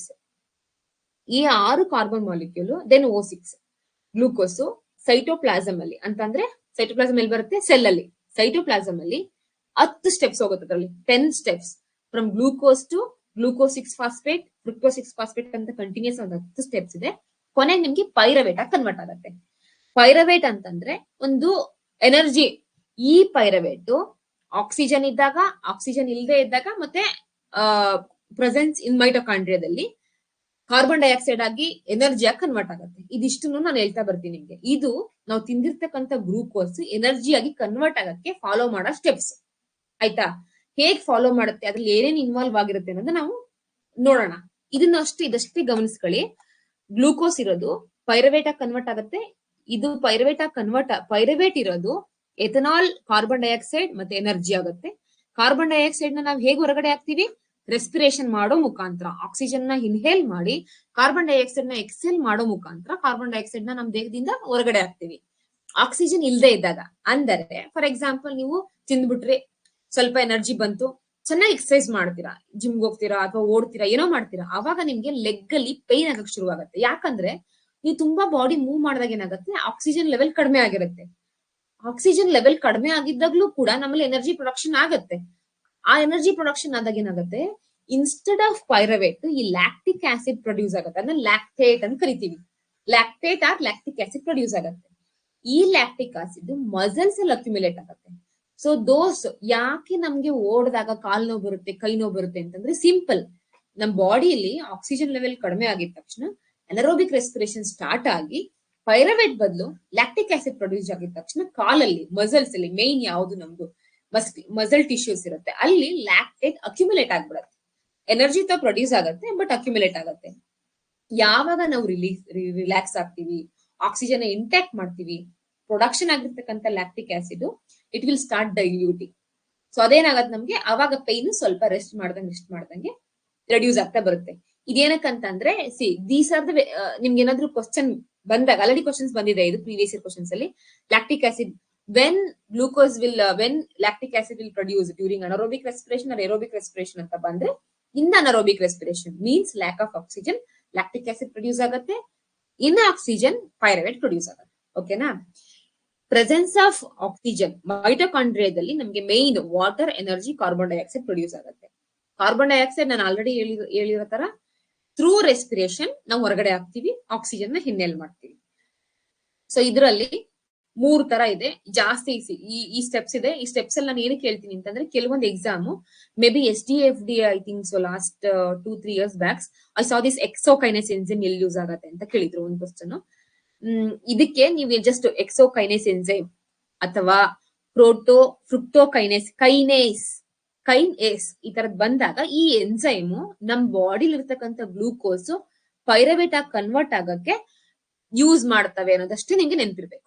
ಇದೆಲ್ಲ ಸೈಕಲ್, ಇದನ್ನ ನಾವೇನಂತ ಕರಿತೀವಿ ಅಂತಂದ್ರೆ ಗ್ಲೈಕೋಲೈಸಿಸ್ ಸೈಕಲ್ ಅಂತ ಕರಿತೀವಿ. ವಾಟ್ ಈಸ್ ನಾನು ಬರೆಯಕ್ ಆಗ್ತಾ ಇಲ್ಲ ಇದ್ರಲ್ಲಿ, ಪ್ಲೀಸ್ ಗಮನಿಸಿ. Glycolysis cycle. ಗ್ಲೈಕೋಲೈಸಿಸ್ ಅಂದ್ರೆ ನಾವು ತಿಂದಿರ್ತಕ್ಕಂಥ ಗ್ಲೂಕೋಸ್ ಡಿವಿಷನ್ ಆಗಿ, ವಿಭಜನೆ ಆಗಿ, ಗ್ಲೂಕೋಸ್ ಲೈಸಿಸ್ ಅಂದ್ರೆ ವಿಭಜನೆ ಆಗಿ ಪೈರವೇಟ್ ಆಗಿ ಯಾವಾಗ ಏರೋಬಿಕಲಿ ಅನರೋಬಿಕಲಿ ಲ್ಯಾಕ್ಟೇಟ್ ಆಗಿ ಪ್ರೊಡ್ಯೂಸ್ ಆಗೋದನ್ನೇ ಗ್ಲೈಕೋಲೈಸಿಸ್ ಸೈಕಲ್ ಅಂತ ಕರೀತಾರೆ. ಕ್ರೆಬ್ಸ್ ಸೈಕಲ್ ಏನಾಗುತ್ತೆ, ಈ ಗ್ಲೈಕೋಲೈಸಿಸ್ ಅಲ್ಲಿ ಬಂದಿರ್ತಕ್ಕಂಥ ಈ ಪೈರವೇಟ್ ನಮ್ಗೆ ಸಿಟ್ರಿಕ್ ಆಸಿಡ್ ಸೈಕಲ್ ಅಂತ ನೋಡ್ತೀವಿ ಅಥವಾ ಕ್ರೆಬ್ ಸೈಕಲ್ ಅಂತ ಕರಿತೀವಿ. ATP ಆಗಿ ಕನ್ವರ್ಟ್ ಆಗುತ್ತೆ, ಅಸಿಟೈಲ್ ಕೋಯಾ ಕನ್ವರ್ಟ್ ಆಗುತ್ತೆ. ಈ ಅಸಿಟೈಲ್ ಕೋಯೆ ಇದು ಇಂಪಾರ್ಟೆಂಟ್ ಅಪ್ಪ, ಕೇಳಿದಾರೆ ಆಲ್ರೆಡಿ ಪ್ರಶ್ನೆ ಇದರಲ್ಲಿ. ಈ ಅಸಿಟೈಲ್ ಕೋಯೆ ಕಾರ್ಬನ್ ಡೈಆಕ್ಸೈಡ್ ಆಗಿ ಕನ್ವರ್ಟ್ ಆಗುತ್ತೆ, ATP, NADH, FADH. ಇದ್ರ ಬಗ್ಗೆ ನಿಮ್ಗೆ ನೆನಪಾಗಿಲ್ಲ ಅಂದ್ರೆ ಪರವಾಗಿಲ್ಲ, ಬಟ್ ATP ಮಾತ್ರ ನೆನ್ಪಿಟ್ಕೊಳ್ಳಿ, ಅಡಿನೋಸಿನ್ ಟ್ರೈಫಾಸ್ಫೇಟ್ ಆಗಿ ಕನ್ವರ್ಟ್ ಆಗುತ್ತೆ. ಇಲ್ಲಿದೆ ಅಲ್ಲ ಈ ಗ್ಲೈಕೋಲಿಸಿಸ್. ಇದು 3 ಸ್ಟೆಪ್ ಮೇನ್ ಆಗಿ. ಎನರ್ಜಿ, ನಾವು ಫಸ್ಟ್ ಆಫ್ ಆಲ್ ಏನಾದ್ರೂ ಒಂದು ಕೆಲಸ ಮಾಡ್ಬೇಕು ಅಂತಂದ್ರೆ ನಾವು ಎನರ್ಜಿ ಹಾಕ್ಬೇಕು. ಗಾಡಿ ಓಡ್ಬೇಕು ಅಂದ್ರೆ ಅದಕ್ಕೆ ನಾವು ಪೆಟ್ರೋಲ್ ಹಾಕ್ಬೇಕು. ಪೆಟ್ರೋಲ್ ಹಾಕದ್ಮೇಲೆ ಅದೇನಾಗುತ್ತೆ, ವೀಲ್ ತಿರುಗಿಸುತ್ತೆ. ಹಂಗೆ ನಮ್ ದೇಹದಲ್ಲಿ ನಾವು ಫಸ್ಟ್ ಆಫ್ ಆಲ್ ನಮ್ ದೇಹದಲ್ಲಿ ಇರ್ತಕ್ಕಂಥ ಎನರ್ಜಿನ ಯುಟಿಲೈಸ್ ಮಾಡ್ಕೊಂಡೇ ಕರಗಿಸ್ತೀವಿ. ಮೇಲ್ಗಡೆ ನೋಡಿ, ATP ಯುಟಿಲೈಸ್ ಮಾಡಿ ADP ಅಂದ್ರೆ ಅಡಿನೋಸಿನ್ ಟ್ರೈಫಾಸ್ಫೇಟ್ ಇರೋದು ಅಡಿನೋಸಿನ್ ಡೈಫಾಸ್ಫೇಟ್. ಇನ್ನೊಂದು ನೆನ್ಪಿಟ್ಕೊಳ್ಳಿ, ಅಡಿನೋಸಿನ್ ಟ್ರೈಫಾಸ್ಫೇಟ್. ಫಾಸ್ಫೇಟ್ ಅನ್ನೋದೇ ಎನರ್ಜಿ. ಎಷ್ಟು ಫಾಸ್ಫೇಟ್ ಜಾಸ್ತಿ ಆಗ್ತಾ ಹೋಗುತ್ತೋ ಅಷ್ಟು ಎನರ್ಜಿ ಲೆವೆಲ್ ಜಾಸ್ತಿ ಆಗ್ತಾ ಹೋಗುತ್ತೆ. ಯಾವಾಗ್ಲೂ ಈ ಆರೋ ಮಾರ್ಕ್ ಈ ತರ ಕೆಳಗಡೆ ಬರ್ತಾ ಇದೆ ಅಂತಂದ್ರೆ ಎನರ್ಜಿ ಕನ್ಸ್ಯೂಮ್ ಆಗ್ತಿದೆ ಅಂತ ಅರ್ಥ. ಆರೋ ಮಾರ್ಕ್ ಅಲ್ಲಿ ATP ಪ್ರೊಡಕ್ಷನ್ ಬರ್ತಿದೆ ಅಂತ ಅಂದ್ರೆ ಎನರ್ಜಿ ಪ್ರೊಡ್ಯೂಸ್ ಆಗ್ತಿದೆ ಅಂತ ಅರ್ಥ. ಡಿ ಅಂದ್ರೆ ಡೈ, ಟಿ ಅಂದ್ರೆ ಟ್ರೈಫಾಸ್ಫೇಟ್ ಅಲ್ಲಿ ಪ್ರೊಡಕ್ಷನ್ ಆಗತ್ತೆ. ಡೈಫಾಸ್ಫೇಟ್ ಅಲ್ಲಿ ಅದೇ ATP ತನ್ನನ್ನು ತಾನು ಯುಟಿಲೈಸ್ ಆಗಿ ಲೈಕ್ ಪೆಟ್ರೋಲ್ ತರ ಯೂಸ್ ಮಾಡ್ಕೊಂಡು ನಾವು ತಿಂದಿರ್ತಕ್ಕಂಥ ಏನೇ ಫುಡ್ ಇರ್ಬೋದು ಅದನ್ನ ಬ್ರೇಕ್ ಡೌನ್ ಮಾಡಿ ಪೈರವೇಟ್ ಆಗಿ ಕನ್ವರ್ಟ್ ಮಾಡುತ್ತೆ. ಇನಿಷಿಯಲ್ ಸ್ಟೆಪ್ ಅಲ್ಲಿ ಎನರ್ಜಿ ಇನ್ವೆಸ್ಟ್ ಮಾಡಿ ಫೈನಲ್ ಸ್ಟೆಪ್ ಅಲ್ಲಿ ಅದೇ ಎನರ್ಜಿನ ಪ್ರೊಡಕ್ಷನ್ ಮಾಡೋದೇ ಗ್ಲೈಕೋಲಿಸಿಸ್. ಸಿಂಪಲ್, ಇಷ್ಟು ಮಾತ್ರ ನೆನ್ಪಿಟ್ಕೊಳ್ಳಿ. ಗ್ಲೈಕೋಲಿಸಿಸ್ ಅಂದ್ರೆ ಗ್ಲೂಕೋಸ್ ಇಂದ ಪೈರವೇಟ್ ಅಥವಾ ಲ್ಯಾಕ್ಟೇಟ್ ನ ಪ್ರೊಡಕ್ಷನ್ ಮಾಡೋದು. ಆಯ್ತಾ? ಇದು ಕ್ರೆಬ್ ಸೈಕಲ್. ನೆಕ್ಸ್ಟ್ ಬಂದಿದ್ದು electron transport chain. Electron transport chain ಎಲ್ಲಾಗುತ್ತೆ? ಮೈಟೋಕಾಂಡ್ರಿಯಾದಲ್ಲಿ ಆಗುತ್ತೆ. ಇದು ತುಂಬಾ ಇಂಪಾರ್ಟೆಂಟ್. ಒಂದ್ ವೇಳೆ ನೀವು ಮ್ಯಾಚ್ ದ ಫಾಲೋಯಿಂಗ್ ಕೇಳ್ಬೋದು ಅಥವಾ where it will takes place ಅಂತ ಕೇಳ್ಬೋದು, ಏನ್ ಪ್ರೊಡಕ್ಷನ್ ಆಗುತ್ತೆ ಅಂತ ಕೇಳ್ಬೋದು. Because mitochondria is very very important ಅಲ್ವಾ. ಈ ಮೈಟೋಕಾಂಡ್ರಿಯಾದಲ್ಲಿ ಎಲೆಕ್ಟ್ರಾನ್ ಟ್ರಾನ್ಸ್ಪೋರ್ಟ್ ಚೈನ್ ಆಗುತ್ತೆ. ಮೈಟೋಕಾಂಡ್ರಿಯಾ ಎಲ್ಲಿರುತ್ತೆ? ನಮ್ ಸೈಟೋಪ್ಲಾಸಮ್ ಅಲ್ಲಿ. ಇದಿಷ್ಟು ಮೈಟೋಕಾಂಡ್ರಿಯಲ್ ಮ್ಯಾಟ್ರಿಕ್ಸ್ ಈ ಸೈಟೋಪ್ಲಾಸಮ್ ಸೆಲ್ ಅಲ್ಲಿ ಇರುತ್ತೆ. ಇದು ಕಂಪ್ಲೀಟ್ಲಿ ಎಲೆಕ್ಟ್ರಾನ್ ಟ್ರಾನ್ಸ್ಪೋರ್ಟ್ ಚೈನ್. ಅಂದ್ರೆ whatever produce electron from this Krebs cycle, it will transfer from mitochondrial membrane to the cell and it will produce at last ATP produce ಆಗತ್ತೆ. ಇದು ಜಾಸ್ತಿ ನೀವು ಇದನ್ನೇನಕ್ಕೆ ನಿಮ್ಗೆ ಇಮೇಜ್ ಕೊಟ್ಟೆ ಅಂತಂದ್ರೆ ಒಂದು ಐಡಿಯಾ ಇರ್ಲಿ ಅಂತ ಅಷ್ಟೇ. ಡೀಟೇಲ್ ಆಗಿ ಹೋಗೋ ಅವಶ್ಯಕತೆನೂ ಇಲ್ಲ. ಈ ಸೈಟೋಸಿನ್ ಎನ್ಸೈಮ್ಸ್ FADH ಯಾವಾಗ ಆಗುತ್ತೆ, NAD ಯಾವಾಗ ಆಗುತ್ತೆ, ಇದೆಲ್ಲ ಅಷ್ಟೊಂದು ಅವಶ್ಯಕತೆ ಇಲ್ಲ. ಬಟ್ ನಿಮ್ಗೊಂದು ಐಡಿಯಾ ಇರ್ಲಿ, 4 ಅಥವಾ 5 ಸ್ಟೆಪ್ಸ್ ಅಲ್ಲಿ ಎಲೆಕ್ಟ್ರಾನ್ ಟ್ರಾನ್ಸ್ಪೋರ್ಟ್ ಚೈನ್ ಇದೆ. ಇದು ಎಲ್ಲಾಗತ್ತೆ ಅಂತಂದ್ರೆ ಮೈಟೊಕಾಂಡ್ರಿಯಾದಲ್ಲಿ ಆಗುತ್ತೆ. ಏನಕ್ಕಾಗತ್ತೆ ಅಂತಂದ್ರೆ ATP ಪ್ರೊಡಕ್ಷನ್ ಅಲ್ಲಿ ಆಗುತ್ತೆ. ಇದ್ರಲ್ಲಿ ಏನೇನ್ ಯೂಸ್ ಆಗತ್ತೆ, ಲಾಸ್ಟ್ ಸ್ಟೆಪ್ ಬಂದು ಅಡಿನೋಸಿನ್ ಡೈಫಾಸ್ಫೇಟ್ ಪ್ಲಸ್ ಫಾಸ್ಫೇಟ್ ಇದ್ದಿದ್ದು ಅಡಿನೋಸಿನ್ ಟ್ರೈಫಾಸ್ಫೇಟ್ ಆಗತ್ತೆ ಅಷ್ಟೇ. ಓಕೆನಾ? Any doubts? ಏನಾದ್ರೂ ಡೌಟ್ಸ್ ಇದ್ರೆ ಮೆಸೇಜ್ ಹಾಕಿ. ಗೆಟಿಂಗ್? Yes, okay.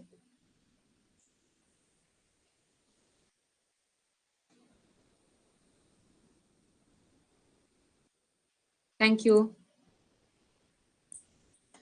ಇಷ್ಟ ಆಯ್ತಾ? ನಾವ್ ಇವಾಗ ಏನೇನ್ ಓದಿದ್ವಿ ಇಲ್ಲಿ ತನಕ? ಹೇಗೆ ಸೆಲ್ ಇದೆ, ಸೆಲ್ ಅಲ್ಲಿ ಡಿಫ್ರೆಂಟ್ ಕಾಂಪೊನೆಂಟ್ಸ್ ಯಾವ್ದಿದೆ, ಆರ್ಗನಲ್ಸ್ ಯಾವ್ದಿದೆ, ಅದ್ ಏನೇನ್ ಫಂಕ್ಷನ್ ಮಾಡುತ್ತೆ, ಅದಾದ್ಮೇಲೆ different types of respiration system ಏನಿದೆ, ಎಲ್ ರೆಸ್ಪಿರೇಷನ್ ಆಗತ್ತೆ, ಇಷ್ಟು ನಮ್ಗೆ important.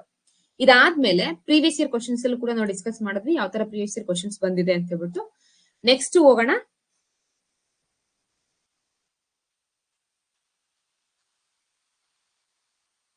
Okay, main energy production ಆಗತ್ತೆ. ಎಸೆನ್ಷಿಯಲ್ ವೇಸ್ಟ್ ರಿಮೂವಲ್ಗೆ ನಾವು ಉತ್ಸರ್ಗ ಅಂತ ಕರಿತೀವಿ. ಇಷ್ಟ ಅರ್ಥ ಆಯ್ತಾ? ಇದಿಷ್ಟು ಬಂದು ಫಸ್ಟ್ ಟಾಪಿಕ್ ಟುಡೇಸ್. ಏನಾದ್ರೂ ಡೌಟ್ ಇದೆಯಾ ಇದರಲ್ಲಿ? ಏನಾದ್ರೂ ಡೌಟ್ ಇದ್ರೆ ಚಾಟ್ ಬಾಕ್ಸ್ ಅಲ್ಲಿ ಹಾಕಿ.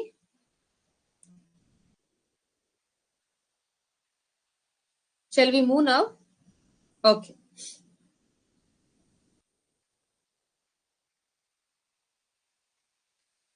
ನೆಕ್ಸ್ಟ್ ಟಾಪಿಕ್ಸ್ ಬಂದು ವಿಟಮಿನ್ಸ್. ನಾನು ಇವತ್ತೇನೇನ್ ಮಾಡ್ತೀನಿ ಅಂತಂದ್ರೆ, ಫಸ್ಟ್ ಸೆಲ್ ಆರ್ಗನಲ್ಸ್ ಮುಗಿಸಿದೆ, ನೆಕ್ಸ್ಟ್ ವಿಟಮಿನ್ಸ್ ಹೋಗ್ತೀನಿ. ಅದಾದ್ಮೇಲೆ ನೆಕ್ಸ್ಟ್ ನಾವು ಮೈಕ್ರೋ ಆರ್ಗನಿಸಮ್ಸ್ ಬಗ್ಗೆ ಓದೋಣ. ವಿಟಮಿನ್ಸ್ ಅಲ್ಲಿ ಪ್ರೀವಿಯಸ್ ಇಯರ್ ಕ್ವಶನ್ಸ್ ಕೇಳಿರ್ತಕ್ಕಂತ ಬೇರೆ ಬೇರೆ ಕ್ವಶನ್ಸ್ ಇದೆ. ಜೊತೆಗೆ ವಿಟಮಿನ್ಸ್ ಅಲ್ಲಿ ನಾವು ವಿಟಮಿನ್ ಡಿಫಿಷಿಯನ್ಸಿ ಡಿಸೀಸಸ್ ಕೂಡ ನೋಡೋಣ. ಅದಾದ್ಮೇಲೆ will go to microorganisms, ಅದು ತುಂಬಾ ಇಂಪಾರ್ಟೆಂಟ್. ಮೈಕ್ರೋ ಆರ್ಗನಿಸಮ್ಸ್ ಆದ್ಮೇಲೆ what are the different diseases, ಅದ್ರ ಬಗ್ಗೆನೂ ಕೂಡ ನೋಡೋಣ. ಓಕೆನಾ? ಆಯ್ತು. What are vitamins? Vitamins is an organic non protein substances ಅಂತ ಕರಿತೀವಿ. ಅದು organic, but it is not a protein substances, non protein substances which is required by an organism for a normal metabolic function but cannot be synthesized in sufficient quantity by the organisms. Andre vitamins always 99% of vitamins are diet based vitamins. ನಾವ್ ಯಾವಾಗ್ಲೂ ನಮ್ through ನಾವೇನ್ food ತಿಂತೀವಿ, ನಾವೇನ್ food ನಾವು ಪ್ರತಿಯೊಂದು ಏನಿದೆ ಅದ್ರಲ್ಲಿ ನಮ್ದು ವಿಟಮಿನ್ಸ್ ಹೋಗುತ್ತೆ, ಬಾಡಿಯಲ್ಲಿ ಇರುತ್ತೆ. ಅದನ್ನ ನಾವು ಪ್ರಿಕರ್ಸಲ್ ವಿಟಮಿನ್ಸ್ ಅಂತ ಕರಿತೀವಿ. ಅಂತಂದ್ರೆ they are not vitamins from, they will B precursor vitamins, ಅವು ಕನ್ವರ್ಟ್ ಆಗತ್ತೆ ವಿಟಮಿನ್ಸ್ ಆಗಿ. They are not vitamins. Actually vitamins ಇರುತ್ತೆ ನಮ್ಮ ಬಾಡಿಲಿ, ದೇ ಆರ್ ಪ್ರಿಕರ್ಸರ್ ವಿಟಮಿನ್ಸ್. ಆಯ್ತಾ? What ever vitamins we will heat through diet, they are actual vitamins. 2 ತರ vitamins ಇದೆ, ಒಂದು water soluble vitamin, ಇನ್ನೊಂದು fat soluble vitamin. Water soluble vitamin ಇರುತ್ತೆ, vitamin B group ಅಂತ ಕರಿತೀವಿ, ಅಥವಾ vitamin B complex. Completely vitamin B complex everything will come under B complex. ಅಲ್ಲಿ ನಮಗೆ ಡಿಫ್ರೆಂಟ್ ಟೈಪ್ಸ್ ಆಫ್ ವಿಟಮಿನ್ಸ್ ಇದೆ, that I will explain. Then vitamin C, water soluble vitamin. Fat soluble vitamin ಅಲ್ಲಿ vitamin A, vitamin D, vitamin E, fat soluble vitamin must be regularly. Actually ಏನಂತಂದ್ರೆ ಇದ್ರಲ್ಲಿ 2 thing ನೀವು ನೆನ್ಪಿಟ್ಕೋಬೇಕು. Water soluble vitamins ನೀವು ಎಷ್ಟೇ ತಗೊಂಡ್ರು ನಿಮ್ಗೆ ಅಷ್ಟು ಪ್ರಾಬ್ಲಮ್ ಆಗಲ್ಲ, ಬಿಕಾಸ್ ಇಟ್ಸ್ ವಾಟರ್ ಸಾಲ್ಯುಬಲ್ ಆಗಿರೋದ್ರಿಂದ. ಅದು ಯೂಶಲಿ ಥ್ರೂ ಎಕ್ಸ್ಕ್ರಿಟರಿ ಸಿಸ್ಟಮ್ ಅದೇನಾಗುತ್ತೆ, ಎಕ್ಸ್ಕ್ರಿಟ್ ಹಾಗೆ ಹೊಟ್ಟೋಗುತ್ತೆ, ಅಷ್ಟು ಅಕ್ಯುಮುಲೇಟ್ ಆಗಲ್ಲ. ಬಟ್ ಈ ಫ್ಯಾಟ್ ಸಾಲ್ಯುಬಲ್ ವಿಟಮಿನ್ ನಿಮ್ಗೆ ಏನು ಎಸೆನ್ಷಿಯಲ್ ಕ್ವಾಂಟಿಟೀಸ್ ಬೇಕೋ ಅಷ್ಟು ಮಾತ್ರ ತಗೋಬೇಕು. ನಾವು 3 ತರ, ಇನ್ನೊಂದರ ಅಂದ್ರೆ essential vitamins and non essential vitamins ಅಂತ ಕರಿತೀವಿ. ಎಸೆನ್ಷಿಯಲ್ ವಿಟಮಿನ್ಸ್ ಅಲ್ಲಿ even amino acids also, essential amino acids and non essential amino acids. When will come to next class will discuss about those things. ಯಾವ್ದು essential ಅಂತ ಅಂದ್ರೆ ನಾವ್ ಯಾವ್ದನ್ನ ನಾವು through food, through diet, ಇಲ್ಲಿ ನೋಡಿ ಥ್ರೂ ಡಯಟ್ ನ ತಗೋತೀವೋ ಅದನ್ನ ನಾವು ಎಸೆನ್ಷಿಯಲ್ ಅಂತ ಕರಿತೀವಿ. ಯಾವ್ದು ನಮ್ಮ ಬಾಡಿಲೇ ಪ್ರೊಡ್ಯೂಸ್ ಆಗುತ್ತೆ, ನಾನು ಅವಾಗಲೇ ಹೇಳಿದ್ರೆ ಪ್ರಿಕರ್ಸಲ್ ವಿಟಮಿನ್ಸ್ ಅಂತ ಹೇಳ್ಬಿಟ್ಟು. ಈ ಪ್ರಿಕರ್ಸಲ್ ವಿಟಮಿನ್ಸ್ ನೆಸೆಸರಿ ಇದ್ದಾಗ ವಿಟಮಿನ್ಸ್ ಆಗಿ ಕನ್ವರ್ಟ್ ಆಗ್ತವೆ, ಅದು ನಾನ್ ಎಸೆನ್ಷಿಯಲ್ ವಿಟಮಿನ್ಸ್ ಅಂತ ಕರೀತಾರೆ. Usually water soluble vitamins store ಆದ್ರೆ, ಈ ಫ್ಯಾಟ್ ಸಾಲ್ಯುಬಲ್ ವಿಟಮಿನ್ಸ್ ಏನಾಗುತ್ತೆ ಲಿವರ್ ಅಲ್ಲಿ ಸ್ಟೋರ್ ಆಗ್ತಾ ಇರುತ್ತೆ. ಆಯ್ತಾ? ನಮ್ಗೆ ಇಂಪಾರ್ಟೆನ್ಸ್ ವಿಟಮಿನ್ಸ್ ಏನಕ್ಕೆ ಇಂಪಾರ್ಟೆಂಟ್ ಇದೆ ನಮ್ಮ ಬಾಡಿಗೆ? ಮೈನ್ ಆಗಿ ಇಮ್ಯೂನ್ ಫಂಕ್ಷನ್ ಮಾಡುತ್ತೆ. ಸೆಕೆಂಡ್ ಒನ್ ನಮ್ದು ಸ್ಕಿನ್, ಕೂದಲು ಮತ್ತೆ ಚರ್ಮಕ್ಕೆ ತುಂಬಾ ಇಂಪಾರ್ಟೆಂಟ್, ಬೋನ್ ಹೆಲ್ತ್ ತುಂಬಾ ಇಂಪಾರ್ಟೆಂಟ್, ಎನರ್ಜಿ ಪ್ರೊಡಕ್ಷನ್ಗೆ, ಹ್ಯೂಮನ್ಸ್ ಫಂಕ್ಷನ್ಗೆ. ನೀವು ಕೋವಿಡ್ ಟೈಮ್ ಅಲ್ಲಿ ಸುಮಾರು ಸಲ ಎಲ್ಲರೂ ಹೇಳ್ತಾ ಇದ್ರು ವಿಟಮಿನ್ ಸಿ ಟ್ಯಾಬ್ಲೆಟ್ ತಗೊಳ್ಳಿ, ವಿಟಮಿನ್ ಸಿ ಟ್ಯಾಬ್ಲೆಟ್ ತಗೊಳ್ಳಿ ಅಂತ. ಯಾಕಂದ್ರೆ ಇಮ್ಯುನಿಟಿ ಪವರ್ ನ ಜಾಸ್ತಿ ಮಾಡುತ್ತೆ. ಇಮ್ಯುನಿಟಿ ಅಂದ್ರೆ ಏನು, ನಮ್ ದೇಹದಲ್ಲಿ ಇರ್ತಕ್ಕಂತ ಯಾವುದೇ ಬೇರೆ ಅನ್ಯ ನಿಮ್ಗೇನಾದ್ರೂ ಆಂಟಿಜನ್ ಅಥವಾ ಆಂಟಿಬಾಡಿ ಪ್ರೊಡಕ್ಷನ್ ಕೆಪಾಸಿಟಿ ಜಾಸ್ತಿ ಇರಬೇಕು ಅಂತಂದ್ರೆ ಇಮ್ಯೂನ್ ಸಿಸ್ಟಮ್ ಜಾಸ್ತಿ ಡೆವಲಪ್ ಆಗ್ಬೇಕು. ಅದಕ್ಕೆ vitamin C and vitamin D is a crucial, they will play crucial role in our body immune system. Second one ಬಂದು bone health. Bone health vitamin D, rickets ಆಗಿರ್ಬೋದು, ಅಂದ್ರೆ ನಮ್ ಬೋನ್ಗೆ ವಿಟಮಿನ್ ಡಿ ಯಾವ್ದ್ರಿಂದ ಬರುತ್ತೆ, usually ನಾವು sunlight ಇಂದ ಅದು source ಅಂತ ಹೇಳ್ತೀವಿ. ವಿಟಮಿನ್ ಕೆ, ಫಿಶ್ ಆಯಿಲ್ ಆಗಿರ್ಬೋದು, ಈ ತರದ್ದು ಸ್ಟ್ರಾಂಗ್ ಬೋನ್ಸ್ ನ ಯಾವ್ಯಾವ್ದು ಮತ್ತೆ ಪ್ರಿವೆಂಟಿಂಗ್ ಹೋಸ್ಟಿಯೋಪ್ರೋಸಿಸ್ ಅಂತಂದ್ರೆ ಮೂಳೆ ಸವೆತ, ಈ ಮೂಳೆ ಸವೆತ ಕಡಿಮೆ ಮಾಡೋದಕ್ಕೆ ನಾವು ವಿಟಮಿನ್ ಡಿ ಮತ್ತೆ vitamin K, these are the very essential. Skin ಮತ್ತೆ ಹೇಗೆ, even vitamin D is also very good for skin, hair also. Vitamin A, C and E skin, hair ಮತ್ತೆ ನೈಲ್ಸ್ ನ ಮೇಂಟೈನ್ ಮಾಡುತ್ತೆ. ಎನರ್ಜಿ ಪ್ರೊಡಕ್ಷನ್, ನಮ್ ದೇಹದಲ್ಲಿ ನಮ್ಗೆ ಬೇಕಾಗಿರ್ತಕ್ಕಂಥ ಎನರ್ಜಿ ಪ್ರೊಡಕ್ಷನ್, ಎನರ್ಜಿ ಎಲ್ಲಿ ಬರುತ್ತೆ, vitamin complex, B complex vitamins ಇಂದ ನಾವು ಫುಡ್ ನ ಎನರ್ಜಿ ಆಗಿ ಕನ್ವರ್ಟ್ ಮಾಡಬಹುದು. Next dietary source. ಇದು ರೀಸೆಂಟ್ ಆಗಿ soybean 2014 or 2020, I am not remembering the question, last class ನಾನು ಡಿಸ್ಕಸ್ ಮಾಡಿದೀನಿ. ಅಲ್ಲಿ ನಿಮ್ಗೆ ಸೋಯಾಬೀನ್ ಪೇಸ್ಟ್ ಬಗ್ಗೆ, ಮತ್ತೆ ಗ್ರೌಂಡ್ ನಟ್ ಪೇಸ್ಟ್ ಬಗ್ಗೆ, ಮತ್ತೆ ಇನ್ನೊಂದು ಇದು ಸೂರ್ಯಕಾಂತಿ, ಅದ್ರ ಮೇಲೆ ಒಂದು ಕ್ವಶನ್ ಕೇಳಿದ್ರು. ಅಂದ್ರೆ dietary source of essential vitamins ಕೂಡ ನಿಮ್ಗೆ ಸ್ವಲ್ಪ ಐಡಿಯಾ ಇರಬೇಕು, ಎಲ್ಲಿಂದ ಏನ್ ಬರುತ್ತೆ. ಕಂಪ್ಲೀಟ್ ಆಗಿ ಎಲ್ಲ ರಿಮೆಂಬರ್ ಮಾಡ್ಕೊಳಕ್ ಆಗಿಲ್ಲ ಅಂದ್ರೂ ಅಟ್ಲೀಸ್ಟ್ ಬೇಸಿಕ್. ಫ್ರೂಟ್ಸ್ ವೆಜಿಟೇಬಲ್ ಇಂದ ನಮ್ಗೆ ಏನ್ ಬರುತ್ತೆ, ಸಿಟ್ರಿಕ್ ಆಸಿಡ್, ನಿಂಬೆಹಣ್ಣಲ್ಲಾಗಿರ್ಬೋದು, ಕಿತ್ಲೆಹಣ್ಣಲ್ಲಾಗಿರ್ಬೋದು ನಿಮ್ಗೆ ವಿಟಮಿನ್ ಸಿ ಸಿಗುತ್ತೆ. ಎ ಮತ್ತೆ ಕೆ ಅಂಡ್ ಬಿ ಕಾಂಪ್ಲೆಕ್ಸ್ ಇಷ್ಟು ನಿಮ್ಗೆ ಫ್ರೂಟ್ಸ್ ಅಲ್ಲಿ ಸಿಗುತ್ತೆ. ಹೋಲ್ ಗ್ರೈನ್ಸ್ ಅಂದ್ರೆ ಕಂಪ್ಲೀಟ್ ಧಾನ್ಯಗಳಲ್ಲಿ ನಿಯಾಸಿನ್ ಸಿಗುತ್ತೆ, ಫೋಲೇಟ್ ಸಿಗುತ್ತೆ, ಥೈಮಿನ್ ಸಿಗುತ್ತೆ. ಡಯಟ್ರಿ ಪ್ರಾಡಕ್ಟ್ ಅಂತ ಅಂದ್ರೆ ಹಾಲಿರ್ಬೋದು, ಮಿಲ್ಕ್, ಗೀ, ಮಜ್ಜಿಗೆ, ಚೀಸ್, ಇದ್ರಲ್ಲೆಲ್ಲ ನಿಮ್ಗೆ ಸಿಗೋದು vitamin A, D, vitamin B12. These are essential for bone health and nervous system. Lean proteins ಅಂತಂದ್ರೆ ವೆರಿ ವೆರಿ ಲೀನ್ ಪ್ರೋಟೀನ್ಸ್. ಈ ಲೀನ್ ಪ್ರೋಟೀನ್ಸ್ ಎಲ್ಲಿರುತ್ತೆ ಅಂತಂದ್ರೆ ಸ್ಮಾಲ್ ಚಿಕನ್ ನಲ್ಲಿ ಸಿಗುತ್ತೆ ಲೀನ್ ಪ್ರೋಟೀನ್ ಅಂತ ಹೇಳ್ಬಿಟ್ಟು, ಚಿಕನ್ ಮಸಲ್ಸ್ ಅಲ್ಲಿ ಅದ್ರಲ್ಲಿ ಲೀನ್ ಪ್ರೋಟೀನ್ ಸಿಗುತ್ತೆ. ಅಲ್ಲಿ ನಿಮ್ಗೆ ಸಿಗೋದು ವಿಟಮಿನ್ B6. ಅದು ಕೂಡ ನಿಮ್ಗೆ protein synthesis very very important, very essential. ಇಲ್ಲಿ ಇದು ತುಂಬಾ ಇಂಪಾರ್ಟೆಂಟ್. ಇದನ್ನೆಲ್ಲ ನೀವು ಹಿಂದಂದು ಓದ್ತಿರೋ ಬಿಡ್ತಿರೋ ಗೊತ್ತಿಲ್ಲ, ಇದನ್ನಂತೂ ಚೆನ್ನಾಗಿ ಪ್ರಾಕ್ಟೀಸ್ ಮಾಡ್ಲೇಬೇಕು. This chart very very important. ಯಾಕಂದ್ರೆ ಡೈರೆಕ್ಟ್ ಆಗಿ ಕ್ವಶನ್ಸ್ ಕೇಳ್ತೀನಿ, ನಾನು ಕ್ವಶನ್ಸ್ ಡಿಸ್ಕಸ್ ಮಾಡ್ತೀನಿ. ನಾನು ಇಲ್ಲಿ 2014 ಅಲ್ಲಿ KPSC ಕೊಳ್ಳಿರೋ ಕ್ವಶನ್. ವಿಟಮಿನ್ ಯಾವ್ದಿದೆ, ವಿಟಮಿನ್ ಸಿ ಸ್ಕರ್ವಿನ, vitamin D rickets, vitamin E night blindness ಅಂತಿದೆ. ಯಾವ್ದು ಆನ್ಸರ್ ಇದಕ್ಕೆ, vitamin C scurvy correct, vitamin D rickets correct, night blindness vitamin A ಬಂತು ನೈಟ್ ಬ್ಲೈಂಡ್ನೆಸ್. ಇದಿಷ್ಟು ನಿಮ್ಗೆ ಗೊತ್ತಿದ್ರೆ ಇಲ್ಲಿ ಇದು ಗೊತ್ತಿದ್ರೆ at least 1 or 2 questions, not only KPSC, vitamins ಇಂದ 90%, 80 to 90% ಯಾವುದೇ ಸ್ಟೇಟ್ ಎಕ್ಸಾಮ್ಸ್ ತಗೊಳ್ಳಿ, ಇವನ್ UPSC ಎಕ್ಸಾಮ್ಸ್ ಅಲ್ಲೂ ಕೇಳ್ತಿದ್ದಾನೆ, ಯಾವುದೇ ಸ್ಟೇಟ್ ಎಕ್ಸಾಮ್ಸ್ ಅಲ್ಲಿ ಅಟ್ಲೀಸ್ಟ್ 1 or 2 ಕ್ವಶನ್ಸ್ ಇರುತ್ತೆ. ನಾವು ಕನ್ಫ್ಯೂಸ್ ಮಾಡ್ಕೋಬಹುದು. ಕನ್ಫ್ಯೂಸ್ ಹೇಗಾಗ್ತೀವಿ ಅಂತಂದ್ರೆ ರಿಪಿಟೇಷನ್ ರಿವಿಷನ್ ಇಲ್ಲ ಅಂತ ಅಂದಾಗ, ಮತ್ತೆ ಸ್ವಲ್ಪ ಅದ್ರ ಬಗ್ಗೆ ಒಂಚೂರು ಐಡಿಯಾ ಇರ್ಬೇಕು, ಅವಾಗ ಕನ್ಫ್ಯೂಷನ್ ಆಗಲ್ಲ. ಇದನ್ನ ರಿವಿಷನ್ ಮಾಡಿ ನಿಮ್ಗೆ ಎಲ್ಲಾ ಎಕ್ಸಾಮ್ಸ್ಗೂ ಯೂಸ್ ಆಗತ್ತೆ. ಥೈಮಿನ್, ವಿಟಮಿನ್ B1 ಅಂತ ಕರಿತೀವಿ ಅದನ್ನ, ಅದ್ರದ್ದು ಡಿಫಿಷಿಯನ್ಸಿ ಡಿಸೀಸ್ ಯಾವುದು, ಬೇರೆ ಇದ್ರ ಬಗ್ಗೆ ಇನ್ನೊಂದು ಸ್ವಲ್ಪ ಎಕ್ಸ್ಪ್ಲೈನ್ ಮಾಡ್ತೀನಿ. ನೆಕ್ಸ್ಟ್ ರೈಬೋಫ್ಲೋವಿನ್ ಇಂದ ನಮ್ಗೆ ಕಾಸ್ ಆಗೋದು ಗ್ಲೋಸ್ಟಿಸ್ ಅಂತ ಹೇಳ್ಬಿಟ್ಟು. ನಿಯಾಸಿನಮೈಡ್ ಅಂತೆಲ್ಲ ನೀವು ಓದಿರ್ತೀರಾ. ನಿಯಾಸಿನ್ ವಿಟಮಿನ್, ಇದರಿಂದ water soluble vitamin, this is also pellagra ಅನ್ನೋ ಒಂದು ಡಿಸೀಸ್ ಕಾಸ್ ಆಗತ್ತೆ. ಪೈರೋಡಾಕ್ಸಿನ್ ಬಂದು ಅನಿಮಿಯಾ. ಥೈನೋಕೊಬಲಮೈನ್ ವಿಟಮಿನ್ B12 ಇಂದ ಪೆರೋನಿಷಿಯಸ್ ಅನಿಮಿಯಾ ಅಂತ ಹೇಳ್ಬಿಟ್ಟು ಒಂದು ಡಿಸೀಸ್ ಇದೆ. ಅಲ್ಲಿ ನಿಮ್ಗೆ ರೆಡ್ ಬ್ಲಡ್ ಸೆಲ್ಸ್ ಕಡಿಮೆ ಆಗ್ತಾ ಹೋಗಿರ್ತವೆ. ಫೋಲಿಕ್ ಆಸಿಡ್ ಟ್ಯಾಬ್ಲೆಟ್ ನೀವು ಗಮನಿಸ್ತಾನೆ ಇರ್ತೀರಾ. ಸುಮಾರು ನಮ್ದು ಲ್ಯಾಕ್ಟೇಟಿಂಗ್ ಮದರ್ಸ್, ಬಾಣಂತಿಯರಾಗಿರ್ಬೋದು, ಮತ್ತೆ ಪ್ರೆಗ್ನೆಂಟ್ ವುಮೆನ್ಸ್ ಕೊಡ್ತಾ ಇರ್ತಾರೆ. ಸುಮಾರು ಜನ ಹೆಣ್ಮಕ್ಳು ಅವರು ತಗೋತಿರ್ತಾರೆ. ಫೋಲಿಕ್ ಆಸಿಡ್ ಡಿಫಿಷಿಯನ್ಸಿ ಇದೆ, ನಿಮ್ಗೆ ಅನಿಮಿಯಾ ಇದೆ. ಎಷ್ಟ್ ಜನ ಹಾಸ್ಪಿಟ್ಲಿಗೆ ಹೋದ್ರು ಸುಮಾರು ಜನಕ್ಕೆ HB ಕೌಂಟ್ 7, 8, 5 ಎಲ್ಲ ಬಂದ್ಬಿಡುತ್ತೆ. ಅಂತವ್ರಿಗೆಲ್ಲ ಫೋಲಿಕ್ ಆಸಿಡ್ ಅವರು ರೆಕಮೆಂಡ್ ಮಾಡ್ತಾರೆ. ಪ್ಯಾಥೋಟೆನಿಕ್ ಆಸಿಡ್ ಅಂತ ಹೇಳ್ಬಿಟ್ಟು, ಕೆಲವ್ರಿಗೆಲ್ಲ ಕಾಲುರಿ, ಕೈಯುರಿ. ಆಕ್ಚುಲಿ ಏನಂತಂದ್ರೆ ಈ ಕೆಲವು ಹಳ್ಳಿ ಕಡೆ ಎಲ್ಲ ಏನ್ ಮಾಡ್ತಾರೆ, ಕಾಲುರಿ, ಕೈಯುರಿ ಬರ್ತಿದೆ, ನಂಗೆ ಸಿಕ್ಕಾಪಟ್ಟೆ ಉರಿ ಬರ್ತಿದೆ ದೇವ್ರಗಳಿಗೆಲ್ಲ ಹೋಗಿರೋದು ನಾನ್ ನೋಡಿದೀನಿ ಕೆಲವೊಂದ್ ಕಡೆ. ಮೇನ್ ಅದ್ ರೀಸನ್ ಏನಂತಂದ್ರೆ ಪ್ಯಾಥೋಟೋನಿಕ್ ಆಸಿಡ್ ಅನ್ನೋ ಒಂದು ವಿಟಮಿನ್ ಡೆಫಿಷಿಯನ್ಸಿಯಿಂದ ನಿಮ್ಗೆ ಒಂಥರ ಉರಿ ಬರ್ತಾ ಇರುತ್ತೆ ಕೈಯಲ್ಲಿ ಕಾಲಲ್ಲಿ ಎಲ್ಲ. ಬಯೋಟಿನ್ ನೀವೆಲ್ಲ ಗಮನಿಸ್ತಾನೆ ಇರ್ತೀರಾ. ದೋಸ್ ಎಸ್ಪೆಷಲಿ ಬಯೋಟಿನ್, ನೀವು ಹೇರ್ ಫಾಲ್ ಆಗ್ತಿದೆ ಅಂತಂದ್ರೆ ಬಯೋಟಿನ್ ಬೇಕು ಏರ್ ಫಾಲ್ಗೆಲ್ಲ. Not only hair fall, nerve ಡಿಸಾರ್ಡರ್ಸ್ಗೆ ಬಯೋಟಿನ್ ಡಿಫಿಷಿಯನ್ಸಿ ನರ್ವ್ ಡಿಸಾರ್ಡರ್ಸ್ ಬರುತ್ತೆ. Ascorbic acid, vitamin C, scurvy, ಇದು very very important. Already previous year questions ಅಲ್ಲಿ ಇದೆ. ಸ್ಕರ್ವಿ ಬಂದು ವಿಟಮಿನ್ ಸಿ ಡಿಫಿಷಿಯನ್ಸಿಯಿಂದ. Retinol, I as I said, night blindness ಆಗಿರ್ಬೋದು, skin diseases ಆಗಿರ್ಬೋದು, xerophthalmia ಅಂತ ಹೇಳ್ಬಿಟ್ಟು ಕೊರೋನಾದಲ್ಲಿ ರಪ್ಚರ್ ಆಗತ್ತೆ. ನಿಮ್ಗೇನೋ it will be normal, some people will be very normal, but suddenly they started getting this blindness because of rupture in cornea. So ಅದಕ್ಕೆ ಕೂಡ vitamin A ಇಂದ. ಕ್ಯಾಲ್ಸಿಫೆರಾಲ್ ಅನ್ನೋದು vitamin D. See this is source from direct sunlight. Rickets ಮತ್ತೆ ಫ್ರಗೈಲ್ bones ಅಂದ್ರೆ ಮೂಳೆ, ನೀವು ಕೆಲವು ನಡೀತಾ ಸ್ವಲ್ಪ ಬಿದ್ರೆ ಸಾಕು ನಿಮ್ಗೆ ಬೋನ್ ಫ್ರಾಕ್ಚರ್ ಆಗೋ ಚಾನ್ಸಸ್ ತುಂಬಾ ಜಾಸ್ತಿ. ಕೆಲವರಿಗೆ ಉಣ್ಸ್ಬಿಟ್ಟು ಕಾಲು ಉಳುಕಿರುತ್ತೆ, ಬಟ್ ಎಕ್ಸ್ರೇ ಮಾಡಿ ನೋಡಿದಾಗ ಬೋನ್ ಫ್ರಾಕ್ಚರ್ ಆಗಿರುತ್ತೆ. Those people will also be suffering from vitamin D deficiency. So tocopherol, vitamin E, this is fertile disorders, sterility in males, abortions, females ಅಲ್ಲಿ ಅಬಾರ್ಷನ್ ಆಗಿರ್ತಕ್ಕಂಥದ್ದು ಅಥವಾ ಮೇಲ್ಸ್ ಅಲ್ಲಿ ಸ್ಟೆರಿಲಿಟಿ ಆಗೋದು, ಅದೆಲ್ಲ ಟೋಕೋಫೆರಾಲ್ ವಿಟಮಿನ್ ಇಂದ. ಫೈಲೋಕ್ವಿನ್, ವಿಟಮಿನ್ ಕೆ, ಬ್ಲಡ್ ಕ್ಲಾಟಿಂಗ್.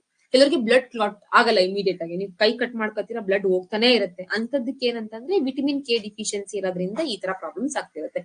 ಈ chart ನ revision ಮಾಡಿ, ರಿಪಿಟೇಟಿವ್ ರಿವಿಷನ್ ಮಾಡಿ ಸ್ಕ್ರೀನ್ ಶಾಟ್ ತಗೊಳ್ಳಿ, ಅಥವಾ ನಾನು ಶೇರ್ ಮಾಡ್ತೀನಿ PPT PDF what ever it may be. ಇದನ್ನ ಈ ಚಾರ್ಟ್ ನ ಅಟ್ಲೀಸ್ಟ್ ನಿಮ್ಗೆ not only for KPSC, what ever exam ನೀವು ನೆಕ್ಸ್ಟ್ ಬರ್ತಕ್ಕಂಥ 3-4 ಎಕ್ಸಾಮ್ಸ್ ಯಾರಾದ್ರೂ ಬರೀತಾ ಇದ್ರೆ 100% ಒಂದ್ ಕ್ವಶನ್ ಅಂತೂ 100% ಇರುತ್ತೆ ಇದರಿಂದ. ಇವನ್ ರೀಸೆಂಟ್ ಆಗಿ I saw in Telangana public service exam ಅಲ್ಲೂ ಬಂದಿತ್ತು, KPSC ಕೂಡ ಬಂದಿತ್ತು. ಲಾಸ್ಟ್ ಇಯರ್ KPSC ಕೇಳಿದ್ದ. ಸ್ಮಾಲ್ ಎಕ್ಸಾಂಪಲ್ಸ್ ಕೇಳ್ತಿರ್ತಾನೆ. ರಿಕೆಟ್ಸ್ ಅಂತಂದ್ರೆ ಅದೇ ಈ ತರ ಕೆಲವ್ರಿಗೆಲ್ಲ ಈ ತರ ಬೆಂಡ್ ನೀಸ್ ಇರುತ್ತೆ ನೋಡಿ, ಇದು ರಿಕೆಟ್ಸ್. ಮೇನ್ ಆಗಿ ಬೋನ್ ಸ್ಟ್ರೆಂತ್ ಇರಲ್ಲ ಇದ್ರಲ್ಲಿ ವಿಟಮಿನ್ ಡಿ ಡಿಫಿಷಿಯನ್ಸಿಯಿಂದ. ಸ್ಕರ್ವಿಯಲ್ಲಿ ವಿಟಮಿನ್ ಸಿ, ಹಲ್ಲಲ್ಲಿ ರಕ್ತ ಬರೋದಾಗಿರ್ಬೋದು, ಕಂಪ್ಲೀಟ್ ಆಗಿ ಹೊಸದಲ್ಲಿ ನಿಮ್ಗೆ ಒಂಥರ ಬೀಳ್ಸ್ಕೊಂಡಂಗ್ ಆಗಿರುತ್ತೆ, ಇದೆಲ್ಲ ವಿಟಮಿನ್ ಸಿ ಡಿಫಿಷಿಯನ್ಸಿಯಿಂದ. ಅಲ್ಲಲ್ಲಿ ರಕ್ತ ಬರೋದಿರ್ಬೋದು, ಮತ್ತೆ ಬೆಳ್ಳಗಾಗಿರುತ್ತೆ ಕೆಲವೊಂದು, ಅದು ಕೂಡ ವಿಟಮಿನ್ ಸಿ. ಮೇನ್ ಆಗಿ ನಿಮ್ಗೆ ಅಲ್ಸರ್ಸ್ ಆಗತ್ತೆ ಸುಮಾರು ಕೆಲವರಿಗೆ, ಅವಾಗೆಲ್ಲ ಬಿ ಕಾಂಪ್ಲೆಕ್ಸ್ ಟ್ಯಾಬ್ಲೆಟ್ ಕೊಟ್ಬಿಡಿ ಅಂತ ಹೇಳ್ಬಿಡ್ತಾರೆ. ಬಿ ಕಾಂಪ್ಲೆಕ್ಸ್ ಟ್ಯಾಬ್ಲೆಟ್ ಅಂತ ಅಂದಾಗ ಏನಾಗುತ್ತೆ, water soluble tablets, water soluble vitamins. ಅದ್ರಲ್ಲಿ not only vitamin C, many vitamins ಇರುತ್ತೆ. B complex, B1, B2, B3, B4, B12, everything will come under vitamin B complex. ಬೆರಿ ಈ ತರ ಕೈಯಲ್ಲಿ ಈ ತರ ಮಚ್ಚೆ ಕೆಂಪಗಾಗೋದನ್ನ ಬೆರಿ ಅಂತೀನಿ ವಿಟಮಿನ್ B1 ಡಿಫಿಷಿಯನ್ಸಿಯಿಂದ. Night blindness, already told, vitamin A ಡಿಫಿಷಿಯನ್ಸಿಯಿಂದ ನಿಮಗೆ ಉಂಟಾಗದೆ ನೈಟ್ ಬ್ಲೈಂಡ್ನೆಸ್. ಆಯ್ತಾ? ಇದು ಕೂಡ ನಾನು ಕನ್ನಡದಲ್ಲಿ ಬರ್ದಿದ್ದೀನಿ. ವಿಟಮಿನ್ ಎ ದೃಷ್ಟಿಗೆ, ಆರೋಗ್ಯಕ್ಕೆ ಉತ್ತಮ. ಏನೇನ್ ಬೇಕು? ಇದು ಕೂಡ ತುಂಬಾ ಇಂಪಾರ್ಟೆಂಟ್. ನಾನು ಆಲ್ರೆಡಿ ಹೇಳ್ದೆ. ಸೋರ್ಸ್ ನಾನು ಹೇಳ್ತೀನಿ, ಟೊಮೊಟೊ, ಕ್ಯಾರೆಟ್, ಇದ್ರಲ್ಲಿ ನಿಮ್ಗೆ ವಿಟಮಿನ್ ಎ ಸಿಗತ್ತೆ. ಮಾಂಸ, ಮೊಸರು, ಎಗ್, ಮಟನ್, ಚಿಕನ್, ಇದ್ರಲ್ಲಿ ನಿಮ್ಗೆ ವಿಟಮಿನ್ ಬಿ ಸಿಗತ್ತೆ.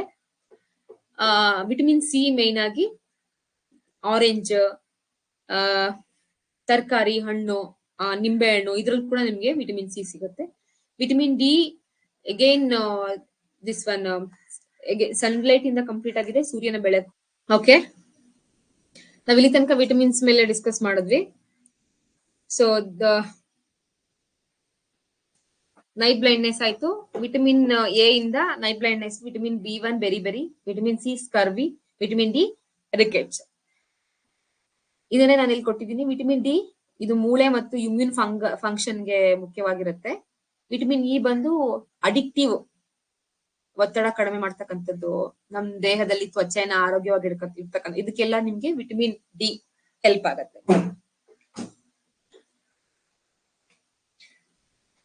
ನೆಕ್ಸ್ಟ್ ಇದು ಕ್ವಶನ್ ಆಲ್ರೆಡಿ ಡಿಸ್ಕಸ್ ಮಾಡಿದ್ವಿ. ಈಗ ತುಂಬಾ very important question, very important topic.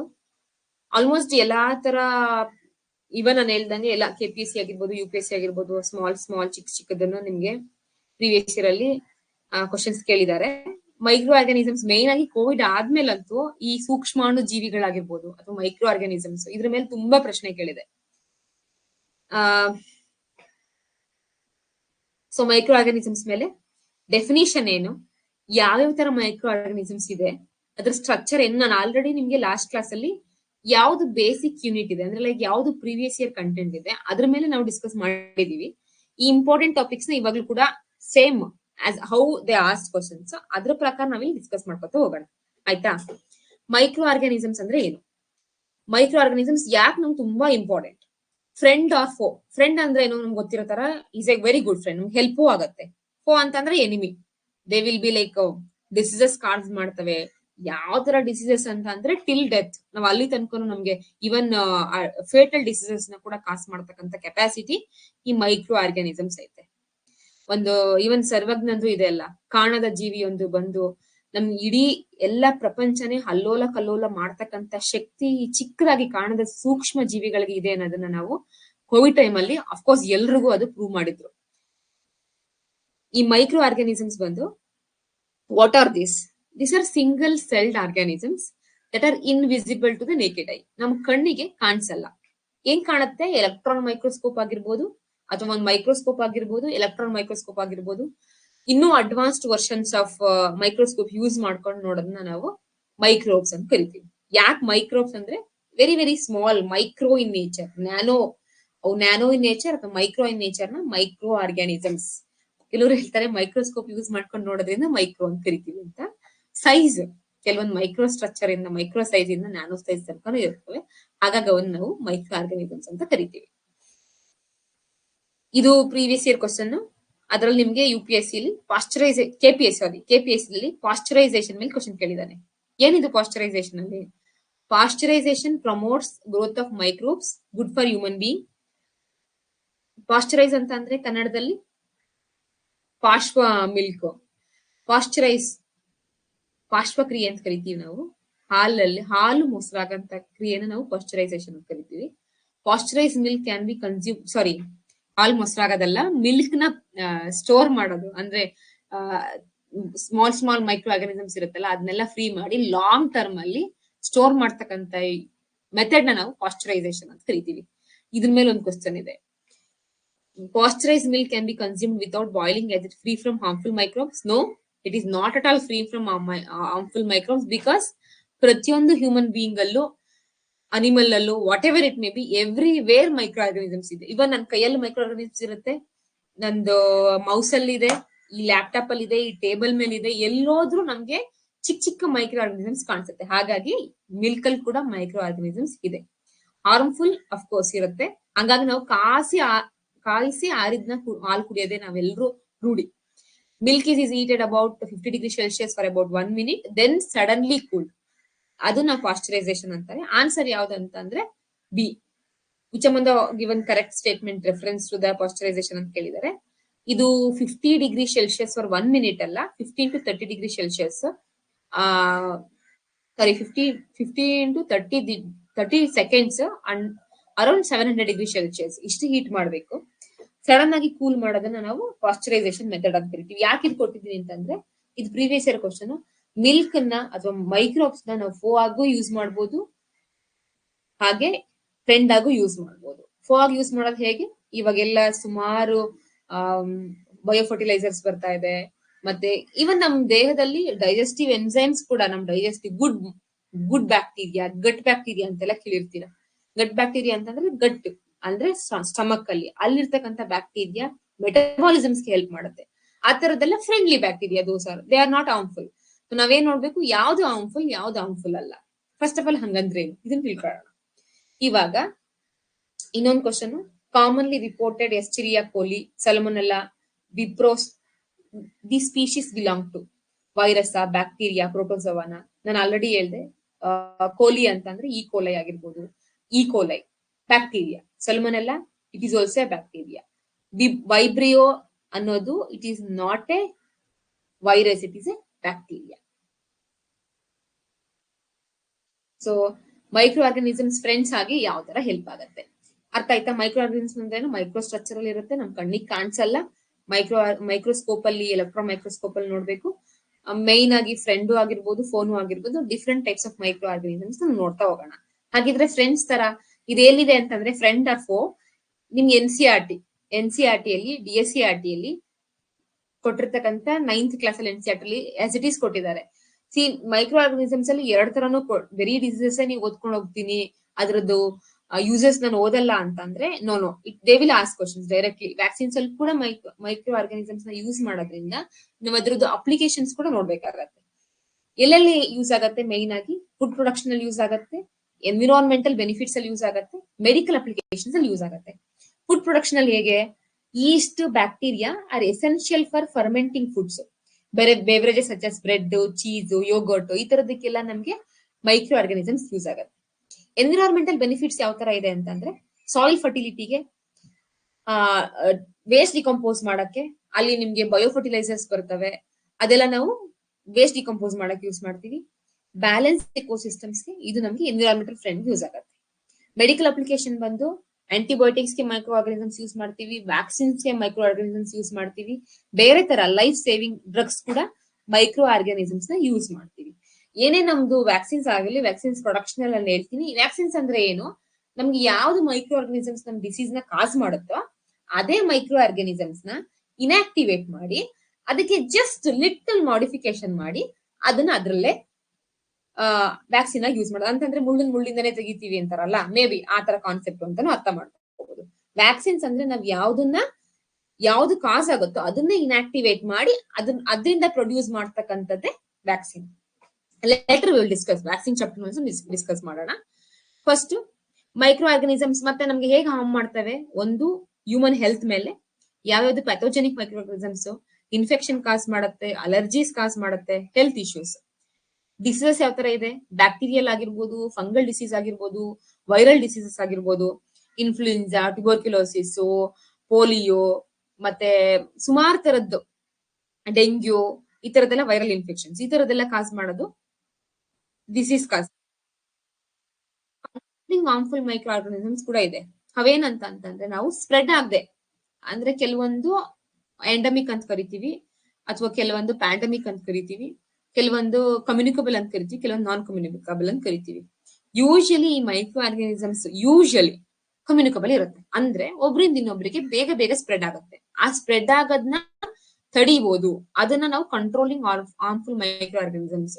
ಅಥವಾ ಇದು ಡಿಸೀಸಸ್ ನಾವು ವ್ಯಾಕ್ಸಿನೇಷನ್ ಮಾಡೋದ್ರಿಂದ, ಸ್ಯಾನಿಟೈಸೇಷನ್ ಮಾಡೋದ್ರಿಂದ, ಹೈಜೀನ್ ಪ್ರಾಕ್ಟೀಸ್ ಮಾಡೋದ್ರಿಂದ ನಾವು ಮೈಕ್ರೋ ಆರ್ಗನಿಸಮ್ಸ್ ಕೂಡ ಕಂಟ್ರೋಲ್ ಮಾಡಬಹುದು. ಅದನ್ನ ಕೂಡ ಡಿಸ್ಕಸ್ ಮಾಡೋಣ, ಯಾವ ತರದ್ದು ಮೈಕ್ರೋ ಆರ್ಗನಿಸಮ್ಸ್ ನಿಮ್ಗೆ ಈ ತರ ಕಮ್ಯುನಿಕಬಲ್ ಡಿಸೀಸ್ ನ ಕಾಸ್ ಮಾಡುತ್ತೆ ಅಂತ ಹೇಳ್ಬಿಟ್ಟು. ಸೊ ಫಸ್ಟ್ ಬ್ಯಾಕ್ಟೀರಿಯಾ ಮೇಲೆ ಡಿಸ್ಕಸ್ ಮಾಡೋದು. What are bacteria? Different types of micro organisms ಇದೆ. ಅದರಲ್ಲಿ ನಾವು ಮೇನ್ ಆಗಿ ನಮ್ಗೆ important topics, important for exam ಯಾವ್ದು? ಒಂದು ಬ್ಯಾಕ್ಟೀರಿಯಾ, ಎರಡನೇದು ವೈರಸ್, ಮೂರನೇದು ಫಂಗಿ. ಸ್ವಲ್ಪ ಅದನ್ನ ಮಾತ್ರ ನಾನು ಡಿಸ್ಕಸ್ ಮಾಡ್ತೀನಿ. ರಿಮೈನಿಂಗ್ ಮೈಕ್ರೋ ಆರ್ಗನಿಸಮ್ಸ್ ಬಗ್ಗೆ ನಾವು ಹೆಚ್ಚು ಡೀಪ್ ಆಗಿ, ನಿಮ್ಗೆ ಟೈಮ್ ಸಿಕ್ಕಿದ್ರೆ ನೀವು ರಿವಿಷನ್ ಮಾಡಿ, ಬಟ್ ನಮ್ ಕ್ಲಾಸ್ ಅಲ್ಲಿ ಅಷ್ಟು ನಾವು ಮಾಡಕ್ ಆಗಲ್ಲ ಅಂತ ಅನ್ಸುತ್ತೆ. ಮೇನ್ ಇಂಪಾರ್ಟೆಂಟ್ ಟಾಪಿಕ್ ಬ್ಯಾಕ್ಟೀರಿಯಾ ಮೇಲೆ. ಬ್ಯಾಕ್ಟೀರಿಯಾಸ್ ಅಂತಂದ್ರೆ this are also a tiny living organisms, microscope ಮೇಲೆ ಕಾಣುತ್ತೆ. This belongs to prokaryotic group. Structural ಏನಂತಂದ್ರೆ there are lot thousands of bacterias ಇದೆ. ಯುನೀಕ್ ಶೇಪ್ ಇರುತ್ತೆ, ಯುನೀಕ್ ಐಡೆಂಟಿಟಿ ಇರುತ್ತೆ.